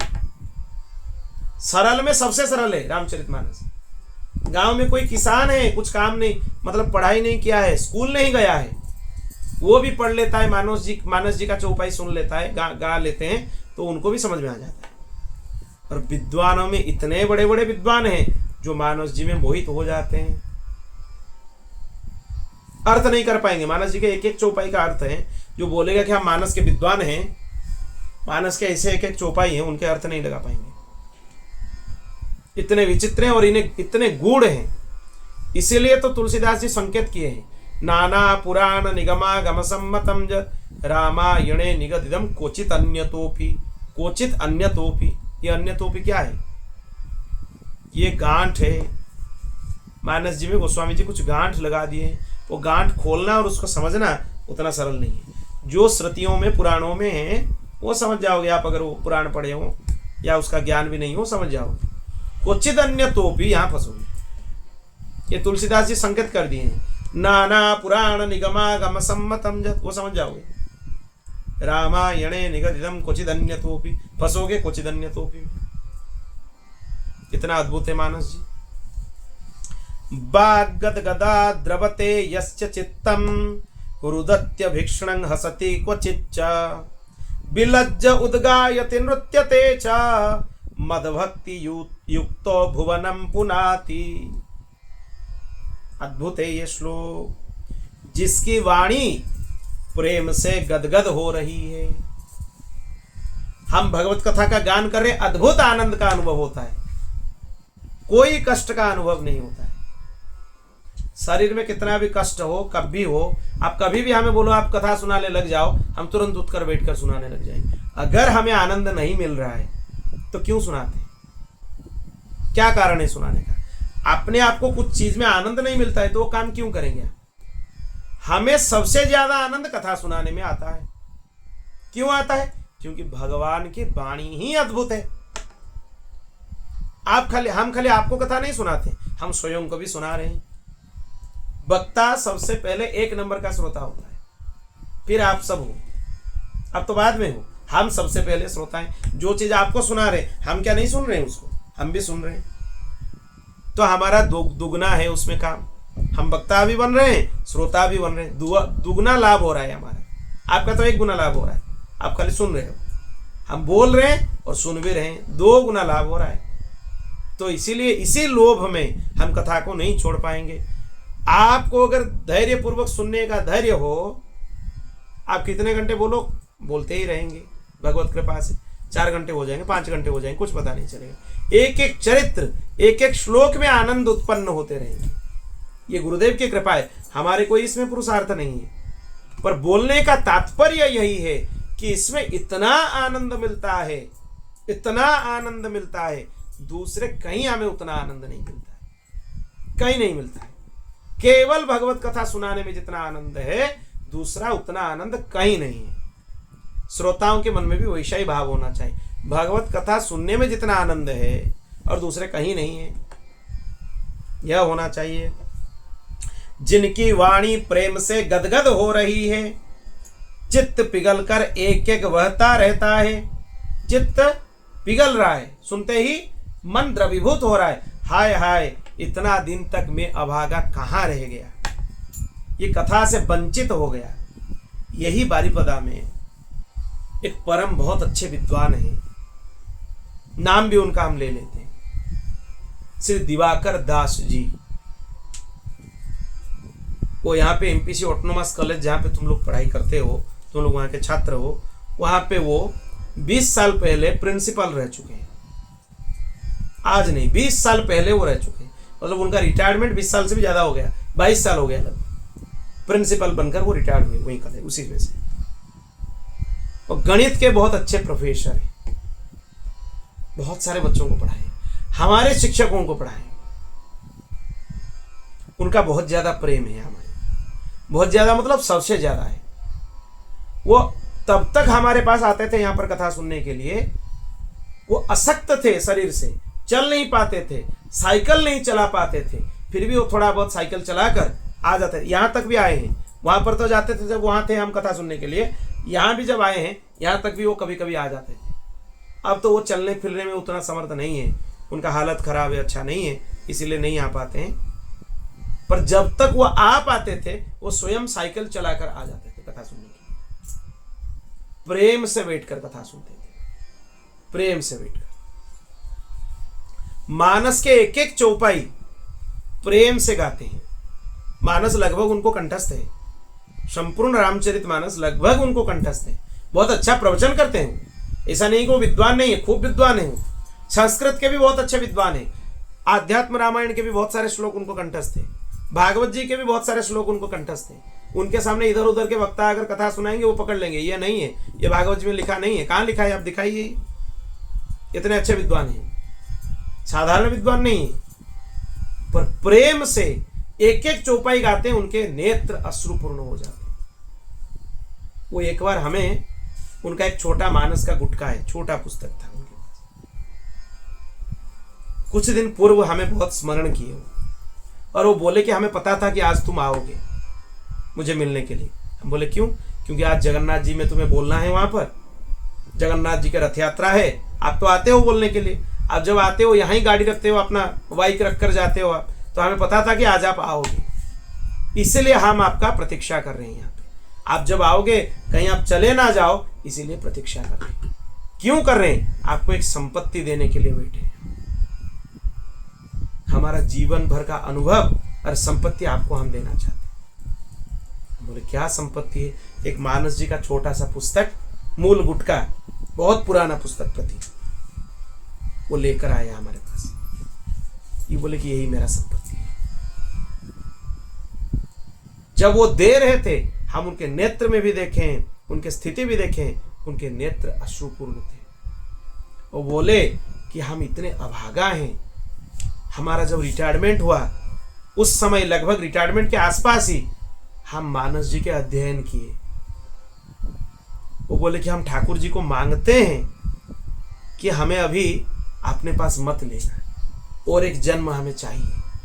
हम बोले क्यों चाहिए? लोग तो बोलते हैं कि हमें नहीं आना है, हम भगवान आपके पास चले जाना है। आपको क्यों आना है? बोले इसीलिए आना है, मानस जी की पढ़ाई में 22 साल 25 साल हो गया लगभग, तृप्ति नहीं हुआ।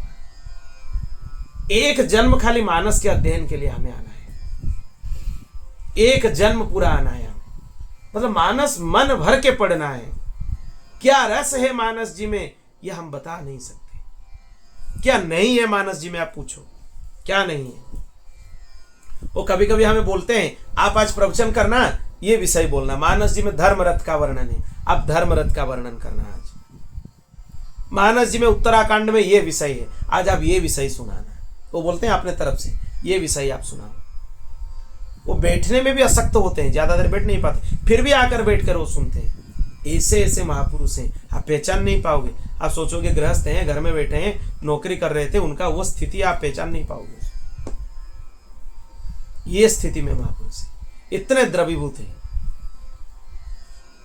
बोला कि मानस जी में क्या है, मानस जी में आपको क्या सबसे अच्छा लगा। उनके साथ तो चर्चा होता ही रहता है बीच बीच में। मानस जी में आपको सबसे अच्छा क्या लगा? मानस जी क्या है आपके हिसाब से? मानस जी क्या है? वो बोले एहि महारघुपति नाम उदारा, अति पावन पुराण श्रुति सारा। श्री राम जय राम, जय जय राम। श्री राम जय राम, जय जय राम। राम ही पेवल प्रेम प्यारा, राम ही केवल प्रेम प्यारा।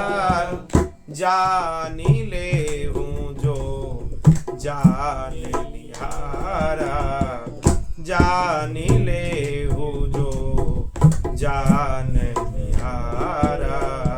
श्री राम जय राम, जय जय राम। श्री राम जय राम, जय जय राम। वो बोले यही महा रघुपति नाम उदारा।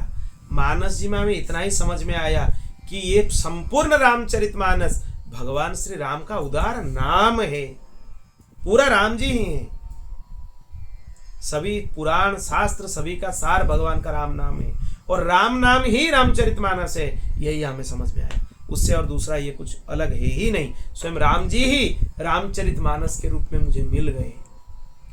पर अफसोस है इसको हम अपने बुढ़ापे में पढ़े। जब बच्चे होते, जब से अक्षर का ज्ञान हुआ, अगर तब से पढ़ते थोड़ा बहुत संतुष्टि हो जाती उसमें, पर वो नहीं पाया। क्योंकि इसमें ये जो मिला ये लगभग 50 साल के बाद, 60 साल के बाद, लगभग 60 साल के आसपास मिले। वो भी कैसे मिले? वो बोले मुरारी बापू की कथा एक जगह हो रही थी जगन्नाथपुरी में। बहुत पहले की बात है, लगभग 25-30 साल की पहले की बात है। वो वहां से गुजर रहे थे, उस स्थान के पास से वो बैठकर कथा सुन नहीं रहे थे, वो स्थान से गुजर रहे थे। तभी पूज्य मुरारी बापू जी ये चौपाई का गान कर रहे थे। कौन सा चौपाई? बिनु पद चलहि सुनहि बिनु काना, बिनु पद चलहि सुनहि बिनु काना।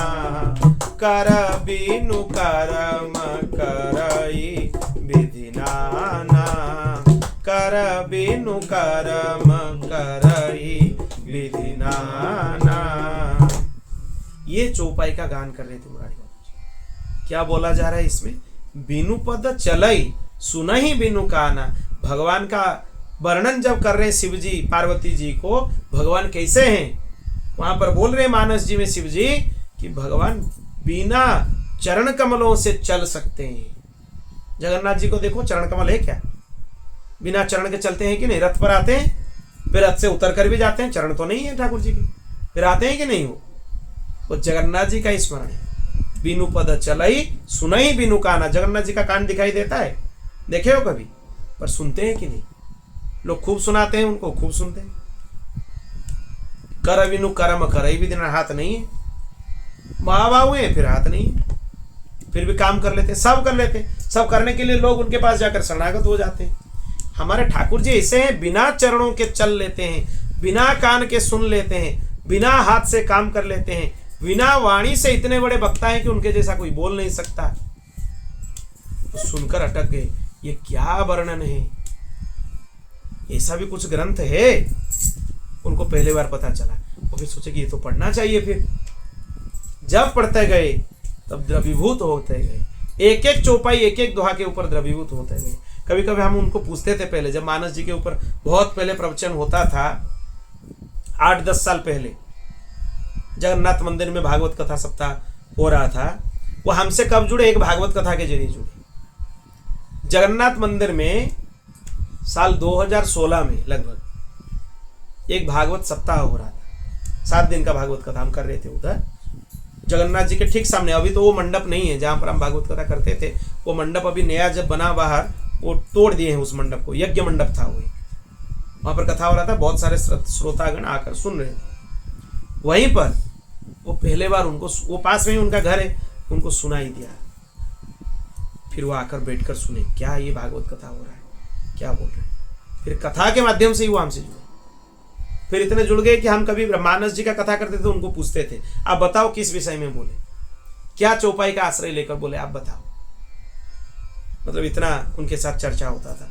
बोलने का तात्पर्य यही है, उनके विषय में आज कभी हम, आज तक कभी अपने कथाओं में ये विषय हम नहीं बोले, आज तक नहीं बोले, पहली बार बोल रहे हैं, आज हम बोल रहे हैं। और इसीलिए उनका स्मरण हम किए कि जो लक्षण हम यहाँ पे पढ़ाई कर रहे हैं भागवत जी में, वो लक्षण अगर किसी व्यक्ति में घटित होता है, हम प्रत्यक्ष देखें, महापुरुषों में तो होता है, खूब देखें, भगवत कृपा से, गुरु कृपा से खूब संतों का संग मिला है। ऐसे ऐसे संतों का संग मिला है जिनके दृष्टि पड़ने से ही आप भगवान के योग्य हो जाओ। ऐसे ऐसे संत हैं, उसमें तो कोई संदेह नहीं है। पर हमारे बीच में से एक गृहस्थ आदमी, हमारे जैसे घर में रहने वाला आदमी, आप जैसे देख रहे हो, हम लोगों के जैसे साधारण जीवन वाला आदमी, उसके जीवन में ये लक्षण घटित होते हम देखें। और किसी को दिखाई दे रहा है नहीं दे रहा है, वो अलग बात है। हमारे हिसाब से वो लोकोत्तर संत हैं, वो कोई संत से कम नहीं है, कुछ भी मान लो। वो बहुत दीनहीन जैसे रहते हैं, उनको देखने से आप पता नहीं कर पाओगे कि इतने संत हैं, इतने बड़े संत हैं।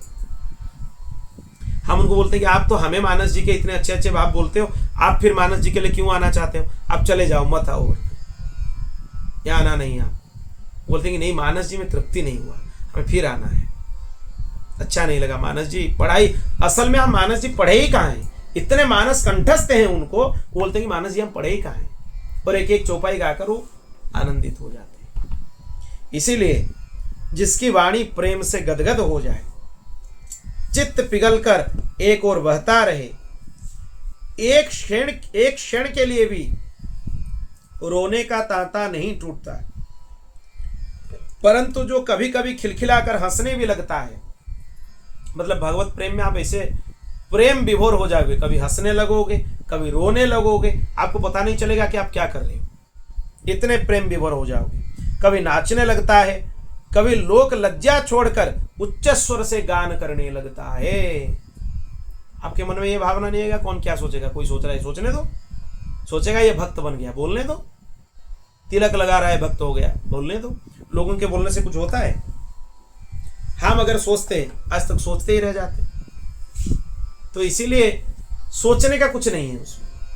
कोई कुछ बोल रहे हैं तो बोलने दो, खूब बोलने दो, लोगों का काम है बोलना। ओ अच्छा ही तो बोल रहे हैं, आप भक्त बन गए, ठाकुर जी के हो गए, खराब बोल रहे हैं क्या आपको? अच्छा ही तो बोल रहे हैं। परंतु वहां पे यह समझना चाहिए, आपके शरीर में भगवत लक्षण है, तिलक है, स्वरूप है, कुछ कंठी है, तो आपको देखने से लोगों का भगवान को स्मरण आ जाता है, भगवत स्मरण हो जाता है लोगों का, क्योंकि आपके शरीर में वो भगवत लक्षण का दर्शन करते हैं। वो बहुत ज्यादा पुण्यवान है, ये छोटा काम नहीं है। आपके शरीर के चिन्हों से कोई भगवान को स्मरण कर लेता है, ये कोई छोटी बात नहीं है, ये बहुत बड़ी बात है। खूब स्मरण करो। उद्धव, मेरा वह भक्त खाली अपने आप को पवित्र नहीं करता है, बल्कि सारे संसार को पवित्र कर देता है, सबको पवित्र कर देता है। खाली अपने आप को पवित्र नहीं करता, जहां रहता है, जहां बात करता है, उसके साथ जो लोग उठते बैठते रहते हैं, उनको भी पवित्र कर देता है। मदभक्ति युक्तो भुवनम पुनाति। फिर भगवान बोलते हैं, जैसे आग में तपाने पर सोना मेल छोड़ देता है, साफ हो जाता है, पूरा सोना निखर जाता है, अपने असली शुद्ध रूप में स्थित हो जाता है, वैसे ही मेरे भक्ति योग के द्वारा आत्मा कर्म वासनाओं से मुक्त होकर मुझको प्राप्त हो जाता है। इसी से ही भगवत प्राप्ति सुगम हो जाता है। उद्धव, मेरी परम पावन लीला कथा के श्रवण कीर्तन से जैसे चित्त का मल धुलता है और जैसे सूक्ष्माति सूक्ष्म वस्तुओं का दर्शन होने लगता है, वैसे दूसरे साधनों से नहीं होता है। मतलब भगवान यहां पे बोल दिए, चित्त शुद्धि का सबसे सरल और सर्वोत्कृष्ट साधन कोई है तो भगवान की कथा है। कथा सुनने से जो लाभ आपको प्राप्त होने वाला है वो दूसरे किसी साधन से नहीं हो सकता है। हम अपने जीवन का ही बताते हैं अनुभव, जो कुछ हमारे अंदर तो कुछ नहीं है, हम कलिमल ग्रसित हैं, फिर भी जो कुछ लगता है इतना थोड़ा बहुत भी, कुछ भी ठाकुर जी के पास, गुरु जी के पास हम आए हैं, उनके चरणों में अपने आप को पूर्ण समर्पित कर पाए कि नहीं पाए वो तो भगवान जाने, पर जो कुछ भी है वो भी केवल कथा के लिए ही है, कथा श्रवण से ही, और कुछ नहीं है। जैसे अपने आंख में अंजन लगाने से नेत्र के दोष दूर हो जाते हैं, साफ दिखाई देने लगता है, ये कथा भी अंजन है। इसको अगर सुनोगे तो आपके नेत्र के दोष जैसे दूर होते हैं, आपके जीवन के सभी दोष मिट जाएंगे केवल कथा श्रवण से। जो पुरुष विषय चिंतन करता रहता है निरंतर, उसके चित्त विषय में फंस जाता है, और जो मेरा स्मरण करता है उसका चित्त मुझ में तल्लीन हो जाता है। तो भगवत स्मरण करने का प्रयास करो, खूब करो भगवत स्मरण। इसलिए तुम दूसरे साधनों और फलों का चिंतन छोड़ दो। मेरे अतिरिक्त कुछ है ही नहीं। जो कुछ जान पड़ता है वो स्वप्न अथवा मनोरथ का राज्य है। भगवान बोलते हैं मेरे अलावा कुछ नहीं है। इसलिए मेरे चिंतन से अपने आप को शुद्ध कर लो, मेरे पास ही अपने एकाग्रता से अपने मन को लगा लो। जो संयमी पुरुष होते हैं वो दूसरे जगह से अपने मन को छोड़कर एकांत में भगवान के चरणों में लगाते हैं। जैसे वासना युक्त स्त्रियों के संग करने से पुरुष शरीर फंसता है, वासना युक्त पुरुषों के संग करने से स्त्री शरीर फंस जाता है। इसलिए उनका संग नहीं करना चाहिए। किसी भी शरीर में हो भगवान का आश्रय ले लो, खूब भजन करो, प्रेम से भजन करो। उद्धव जी बोलते हैं, भगवान आपका ध्यान कैसे करें? इसी बात को बोलकर आज की कथा रखें, यहां पर पूरा करेंगे। एक अध्याय भी पूरा नहीं हुआ आज। हम सोचे थे कि 2-3 अध्याय बोल देंगे, 2-3 अध्याय का एक अध्याय भी नहीं हुआ। वही अध्याय चल रहा है, भगवत भक्ति का जो वर्णन है वही चल रहा है। कम से कम ध्यान तक पहुंच जाए, क्योंकि लगभग भगवत स्वरूप का ध्यान कैसे होना चाहिए एक तरह से हम बता दिए मानसी सेवा के रूप में, जो कि है बार बार उसको सुनो और मानसी सेवा का अभ्यास करो। भगवत कृपा से, गुरुजनों की कृपा से, महापुरुषों और आचार्यों की कृपा से जो परंपरा से प्राप्त हुआ है वही पद्धति का, उन्हीं के आदेश से ही हम बोलें, क्योंकि ये सबके लिए भी सुगम नहीं है। ठीक है, उसमें नित्य लीला का चिंतन है। नित्य लीला का चिंतन ये सबके लिए सुलभ नहीं होता है, पर आचार्यों की कृपा है वो सुलभ कर दिए मानो आपके लिए।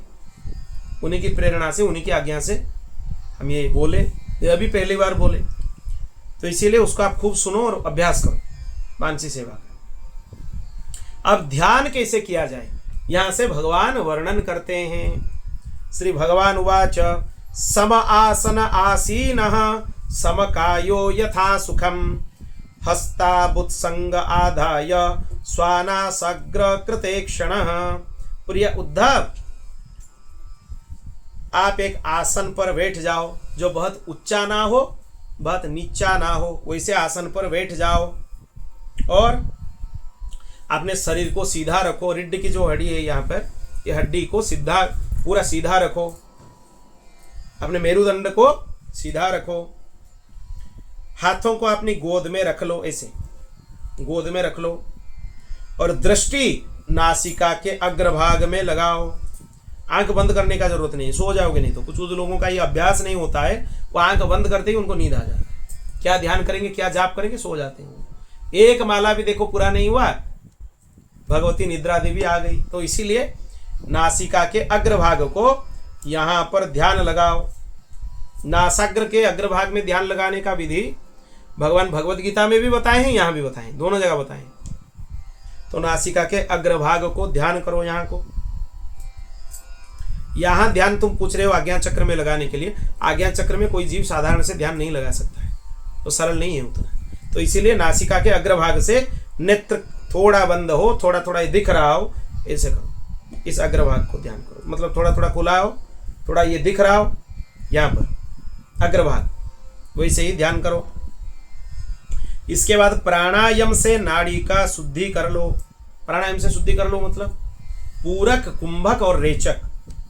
श्वास अंदर लेना, इसको पूरक बोला जाता है। उसको रखना कुंभक बोला जाता है। फिर उसको छोड़ना, इसको रेचक बोला जाता है। इसका अभ्यास करो, खूब प्राणायाम करो, धीरे धीरे लंबा करो। लंबा सांस भरो, खूब देर तक, जितना देर तक रख पाओ उसको अंदर रखो, फिर उसको छोड़ दो। ऐसे कुछ प्राणायाम कर लेना चाहिए। मंत्र में भी किया जा सकता है, जैसे कि बीज मंत्र हो, गुरु मंत्र हो, तो उसके 32 बार स्मरण करके पूरक किया जाता है।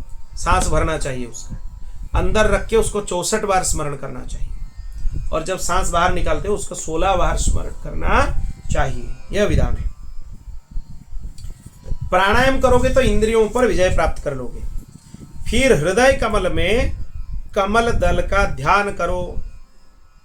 हृदय में मन को लाओ और वहां पे भावना करो कि एक कमल है, सहस्त्र दल कमल है, बहुत सारे पंखुड़ियां हैं उसमें, हजारों की पंखुड़ियां हैं, और उसी के अंदर एक सूते के समान ओंकार का चिंतन करो या राम नाम का चिंतन करो, जो आपको सरल है।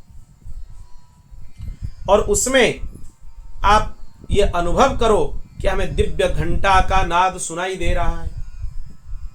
भगवान नाम है कमल के अंदर, दिव्य घंटा का नाद सुनाई दे रहा है।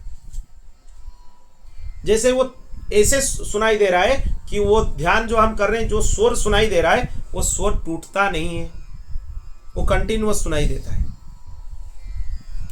इस प्रकार प्रतिदिन 3 समय 10-10 बार प्राणायाम का अभ्यास करें। प्राणायाम कम से कम 10 बार करें, 3 बार करना चाहिए, मतलब एक बार में 10 बार। सुबह कर लिए 10 बार, दोपहर में कर लिए 10 बार, शाम को फिर रात को किए तो 10 बार, 10-10 बार करना चाहिए। ऐसा करने से 1 महीने के अंदर प्राणवायु वश में हो जाता है। भगवान बता दिए, तुम प्रश्न कर रहे थे प्राणवायु कैसे वश में होता है, ये पद्धति भगवान स्वयं उपदेश कर दी कि प्राणायाम 10-10 बार करके 3 बार दिन में कर लो तो प्राणवायु आपके बस में हो जाएंगे। धीरे धीरे सांस चलने लगेंगे, सांस फूलेंगे नहीं थे। इसके बाद ऐसे चिंतन करें कि हृदय एक कमल है। फिर अब ध्यान करना चाहिए, वो पंखुड़ियां, उसमें 8 दल हैं, उसके बीच एक पीली सी सुंदर कर्णिका है, गद्दी है। कर्णिका देखे हो, कमल के फूल के अंदर पीली कर्णिका होता है, उसके बीच में वो कर्णिका है। फिर वो कर्णिका में सूर्य, चंद्र और अग्नि का न्यास करना चाहिए। उसमें ध्यान करो कि उसमें कर्णिका में सूर्य हैं, चंद्र हैं, अग्नि है। 3 कलाएं होते हैं, तीनों की कलाएं हैं। अग्नि की 10 कलाएं हैं, सूर्य की 12 कलाएं हैं और चंद्र की 16 कलाएं हैं। इसीलिए तीनों का चिंतन करना चाहिए। ये पात्र स्थापन जब किया जाता है वही याग में, पूजन में, वहां भी इन तीनों का चिंतन ही होता है, समान है दोनों। तदनंतर अग्नि के अंदर भगवत स्वरूप का स्मरण करना चाहिए। सूर्य चंद्र हैं, बीच में अग्नि है, अग्नि के अंदर फिर घुस जाओ, स्मरण करो। हृदय कमल में 8 पंखुड़ियां हैं, उसके बीच में कर्णिका है, कर्णिका में सूर्य, चंद्र, अग्नि है। अग्नि के अंदर भगवत स्वरूप का स्मरण करना चाहिए, भगवत रूप का ध्यान करना चाहिए। कैसे ध्यान करना चाहिए, ध्यान से सुनो। भगवान के अवयव बहुत सुडोल है, सुंदर हैं। रोम रोम से भगवान की शांति टपकती है। उनके मुख कमल अत्यंत सुंदर हैं, उनके जैसा कोई हो ही नहीं सकता, इतने सुंदर हैं। घुटनों तक लंबी मनोहर 4 भुजाएं हैं, आजानुलंबित भुजाएं हैं। हम लोगों के जैसे छोटे छोटे हाथ नहीं है भगवान के। भगवान के बहुत लंबे लंबे हाथ होते हैं, यहाँ घुटनों तक आजानुलंबित भुजाएं बोलते हैं। 4 हाथ हैं भगवान के। आप द्विभुज स्वरूप के उपासक हो तो द्विभुज का ध्यान करो, चतुर्भुज स्वरूप के उपासक हो तो चतुर्भुज का ध्यान करो, उसमें कोई स्वरूप में भेद नहीं है। बड़ी सुंदर और मनोहर गर्दन है, मरकत मणि के समान सुगंधित सुस्निग्ध कपोल हैं, बहुत सुंदर उनके कपोल हैं, गाल हैं और मस्तक हैं। मुख पर मंद मंद मुस्कान है भगवान के श्रीमुख में। तो ऐसे मुस्कान है, उनकी मुस्कान ही माया है। तिरछे चितवन से देखकर तुम्हें हंस लिए, समझो फंस गए। सीधा भगवान देख लिए तो कुछ नहीं होगा। इसलिए बिहारी जी जब लोग जाते थे वहां पे, ब्रजवासी अपने बहुओं को बोलते थे सांस कि जाओ, पर कहीं कहीं कोने से उनको देखना नहीं, फंस जाओगे, फिर आ नहीं पाओगे घर में, बिक जाओगे उनके लिए। अगर वो तिरछे चितवन से आपको कहीं दूर से ऐसे देख लिए, तिरछे चितवन से, तो आप समझो गए, आप और दुनिया के लायक ही नहीं रहो। अगर सीधा देख लिए तो बच जाओ। तो इसलिए सीधा देखना चाहिए। तिरछे चितवन में सब फंस जाते हैं। राम जी के तिरछे चितवन में मुनिया फंस गए। श्री कृष्ण की बात ही छोड़ दो। जब राम जी वनवास में थे, उनके इतने सुंदर रूप हैं, तिरछे चितवन है, मुनिया बोलने लगे चलो हम आपके पास समर्पित हो गए, हमें ले चलो आपके साथ। भगवान बोले इतने मुनि ऋषियों को हम साथ में लेके कहाँ चलेंगे, अगले जन्म में हम श्री कृष्ण बनेंगे, आप सभी मुनिया गोपी बन जाएंगे, वही गोपियां हैं, फिर आपको हम खूब आनंद देंगे लीलाओं में। वो लिखा है पद्म पुराण में, कौन से मुनि कितने साल कौन से मंत्र के साधन करके कौन से गोपी बने हैं, वो लिखा है। गोपी कोई साधारण नारी नहीं है, ऐसे ही गोपी बन गए यार। बड़े बड़े सिद्ध महर्षियां हैं जो गोपी हैं, पद्म पुराण में स्पष्ट लिखा है। हजारों साल तक एक एक मंत्र का साधन करते हुए उनको गोपी शरीर प्राप्त हुआ है। तो उतना सरल नहीं है कोई स्त्री शरीर मिल गया किसी को, या संसार के जैसे स्त्री पुरुष का काम होता है, वो गोपियों का प्रेम नहीं है, वो सर्वोच्च प्रेम है गोपियों का। इसीलिए भगवान की मंद मुस्कान की छटा बहुत अनोखी है, उसका ध्यान करो। दोनों ओर के कान बराबर हैं, उनमें मकराकृत कुंडल हैं। इसे ये मकराकृत कुंडल होते हैं, नहीं देखे हो तो मकराकृत कुंडल अयोध्यानाथ भगवान का दर्शन कर लो, ठाकुर जी का और जानकी जी का कुंडल देख लो, वही मकराकृत है वो कुंडल।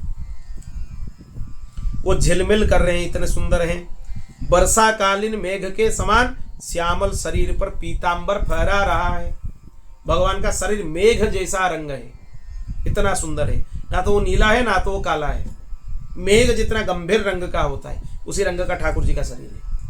और उनके ये हाथ और चरण तल लाल हैं पूरा, वो लालिमा भी अद्भुत है, कितने सुंदर है। आप वो दर्शन करने से ही जानोगे कितने सुंदर है। और सुकोमल है, आप स्पर्श करने से भी आपको संकोच होगा, इतने कोमल है, छूने से कष्ट होगा उनको, छूने से भी कष्ट होगा, इतने कोमल है, कैसे छुएंगे उनको। इस संकोच में ही बड़े बड़े भक्त छू नहीं पाते हैं, वो संकोच लगता है, इतने कोमल है नंद नंदन। वो अपने इतने नन्हे नन्हे चरण कमल से चलकर ब्रज वृंदावन को धन्य कर दिए, इतने नन्हे नन्हे चरण कमल से। संकोच लगता है। वो बस सोचते ही रहते हैं भक्तजन कि दूर से देखते ही आनंद ले ले, क्यों पास में जाकर उनको कष्ट दे। इसीलिए भगवान के सुंदर शरीर को देखो, पीतांबर उनके शरीर पर फहरा रहा है, उनके वक्षस्थल में श्रीवत्स चिन्ह है। देवनागरी लिपि के साथ जैसे दिखता है वैसा ही एक चिन्ह स्वर्ण वर्ण का भगवान के वक्षस्थल पर है, वो श्रीवत्स चिन्ह है। और भगवती महालक्ष्मी जी वहीं पर विराजमान है वक्षस्थल पर। भृगुलता उनके वक्षस्थल पर और एक चिन्ह है, भृगुलता भृगु जी का चरण चिन्ह है। भृगु जी उनके छाती पर आकर प्रहार किए थे अपने चरण, वो चिन्ह भी भगवान प्रेम पूर्वक रख लिया अपने हृदय में, आज तक है भगवान के हृदय में। श्रीवत्स चिन्ह दाएं ओर है, लक्ष्मी जी बाएं ओर है। हाथों में क्रमश शंख चक्र गदा पद्म धारण किए हैं। ये शंख चक्र गदा पद्म धारण का भी बहुत सारे स्वरूप है भगवान के। पहले चक्र है, बाद में शंख है, तो उनका नाम अलग हो जाएगा। पहले शंख है, फिर बाद में चक्र है, तो उनका नाम अलग हो जाएगा। ये शंख चक्र गदा पद्म अलग अलग हाथों से भगवान उसको पकड़ते हैं, तो उनका नाम अलग अलग हो जाता है।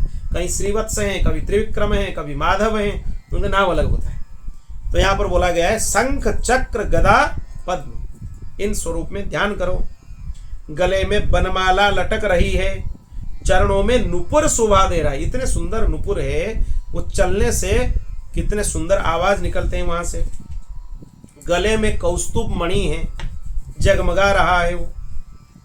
अपने अपने स्थान पर चमकाते हुए किरीट मुकुट है, कंगन है, करधनी है, बाजूबंद है, सुवर्ण से बने हुए हैं। एक एक अंग सुंदर हैं, इतने सुंदर हैं क्या वर्णन करे। उनके सुंदर मुख और प्यार भरी चितवन कृपा प्रसाद की वर्षा कर रहे हैं।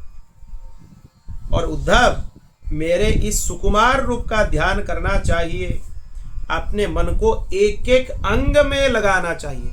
चरणों का ध्यान कर रहे हो, चरणों का ही करते रहो। संचिन्तये भगवतश्चरणारविंदम वज्रांकुश ध्वज सरोरुह लांछनाढ्यम। कपिल देव भगवान बताते हैं भगवान के चरणों में अद्भुत चिन्ह है। क्या है?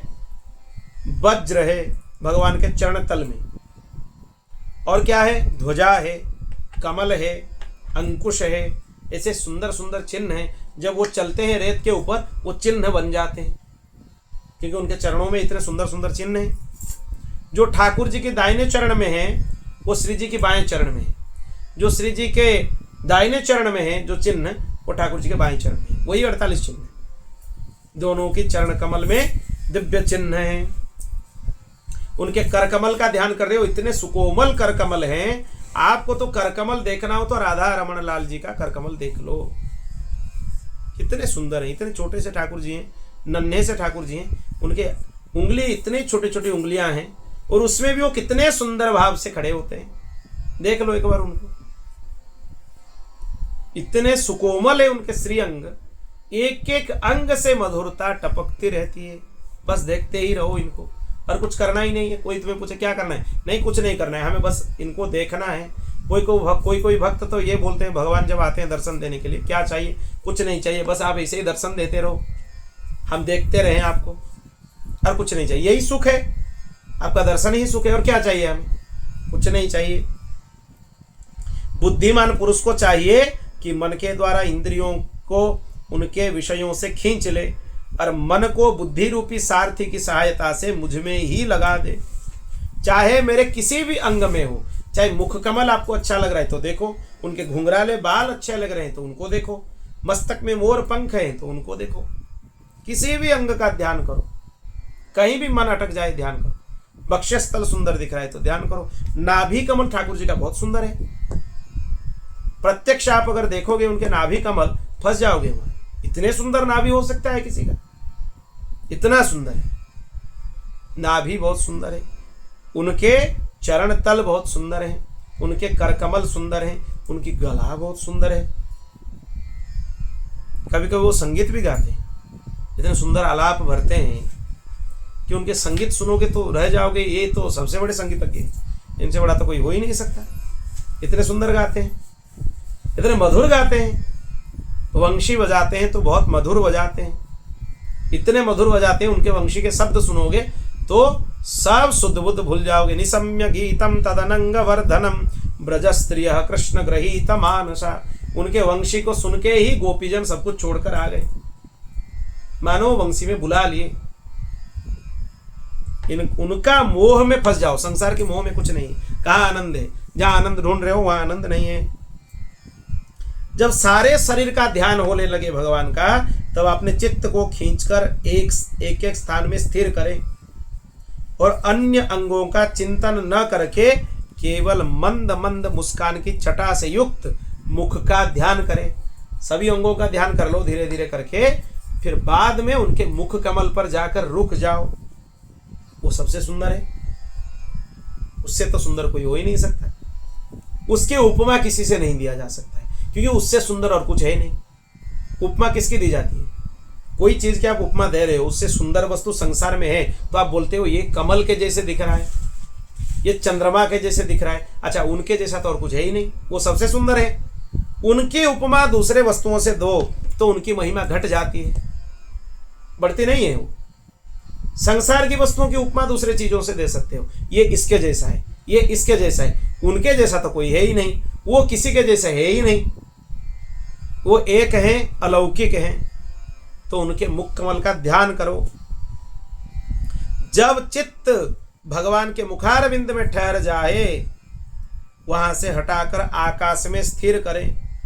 फिर आकाश का चिंतन भी त्याग कर मेरे स्वरूप में आरूढ़ हो जाए, भगवत स्वरूप में ही स्थित हो जाओ।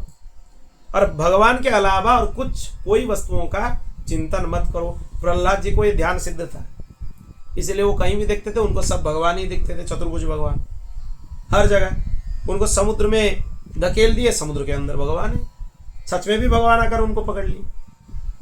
सर्प के पास छोड़ दिया गया, वहां भी भगवान को देखे। अग्नि में होलिका लेकर बैठ गई, वहां भी भगवान दिखे। उनको हर जगह भगवान दिखते थे। ये स्वरूप की ध्यान उनको सिद्ध था। कैसे सिद्ध था? ये उपदेश नारद जी ने मातृगर्भ में जब थे तब ही प्रदान कर दिए थे कि भगवान ऐसे हैं। वो मातृगर्भ से ध्यान शुरू कर दिए थे प्रहलाद जी, माता के गर्भ से। तब से वो ध्यान करने लगते थे ठाकुर जी, छुप छुप कर पूजन करते थे ठाकुर जी, जैसे किसी को ना दिखे। इतने प्रेम में विभोर हो जाते थे। जब इस प्रकार चित्त समाहित हो जाए, तब जैसे एक ज्योति दूसरे ज्योति से मिलकर एक हो जाती है, वैसे ही अपने में मुझे और मुझ सर्वात्मा में अपने आप को अनुभव करने लगता है। वह स्थिति में आप और भगवान में कोई अंतर रहता नहीं है। आप भगवान में हो जाते हो, भगवान आप में हो जाते, वो स्थिति बन जाती है। कोई अंतर नहीं रहता। आप जो बोल रहे हो भगवान बोल रहे हैं, आप जो कर रहे हो भगवान कर रहे हैं। सहज हो जाएगा वृत्ति। भगवत स्वरूप का ध्यान करने से वृत्तियां सहज हो जाती है। लीला चिंतन अलग है, मानसी सेवा अलग है, ध्यान अलग है। पहले हम मानसी सेवा का चर्चा कुछ किए थे, आज ध्यान का चर्चा किए। कभी समय आएगा इसी एकादश स्कंद में ठाकुर जी चाहेंगे तो लीला चिंतन कैसे होना चाहिए वो भी चर्चा करेंगे। अगर ठाकुर जी का उसमें उनकी अनुमति होगा तो वो अपने आप आ जाएगा विषय। जो योगी इस प्रकार तीव्र ध्यान योग के द्वारा मुझ में अपने चित्त को संयम करता है, उसके चित्त से वस्तु की अनेकता नष्ट हो जाती है और तत्संबंधी ज्ञान, उनकी प्राप्ति के लिए होने वाली कर्मों का भ्रम उससे शीघ्र निवृत्त हो जाते हैं। वो मुक्त हो जाता है, फिर कोई संदेह उसमें रहता ही नहीं है। बोल भक्तवत्सल भगवान की। आज 11 दिन हो गए एकादश स्कंद के, आधा भी नहीं हुआ प्रसंग। 14 अध्याय पूर्ण हुआ, 15 अध्याय से और आगे की कथा बाकी। 14 अध्याय हुए हैं आज तक, 31 अध्याय से 14 अध्याय हुए आज। आगे की चर्चा 15 अध्याय की भिन्न भिन्न सिद्धियों का नाम, लक्षण, वो आगे हम चर्चा करेंगे। बोल भक्तवत्सल भगवान की। हरि शरणम हरि शरणम हरि शरणम।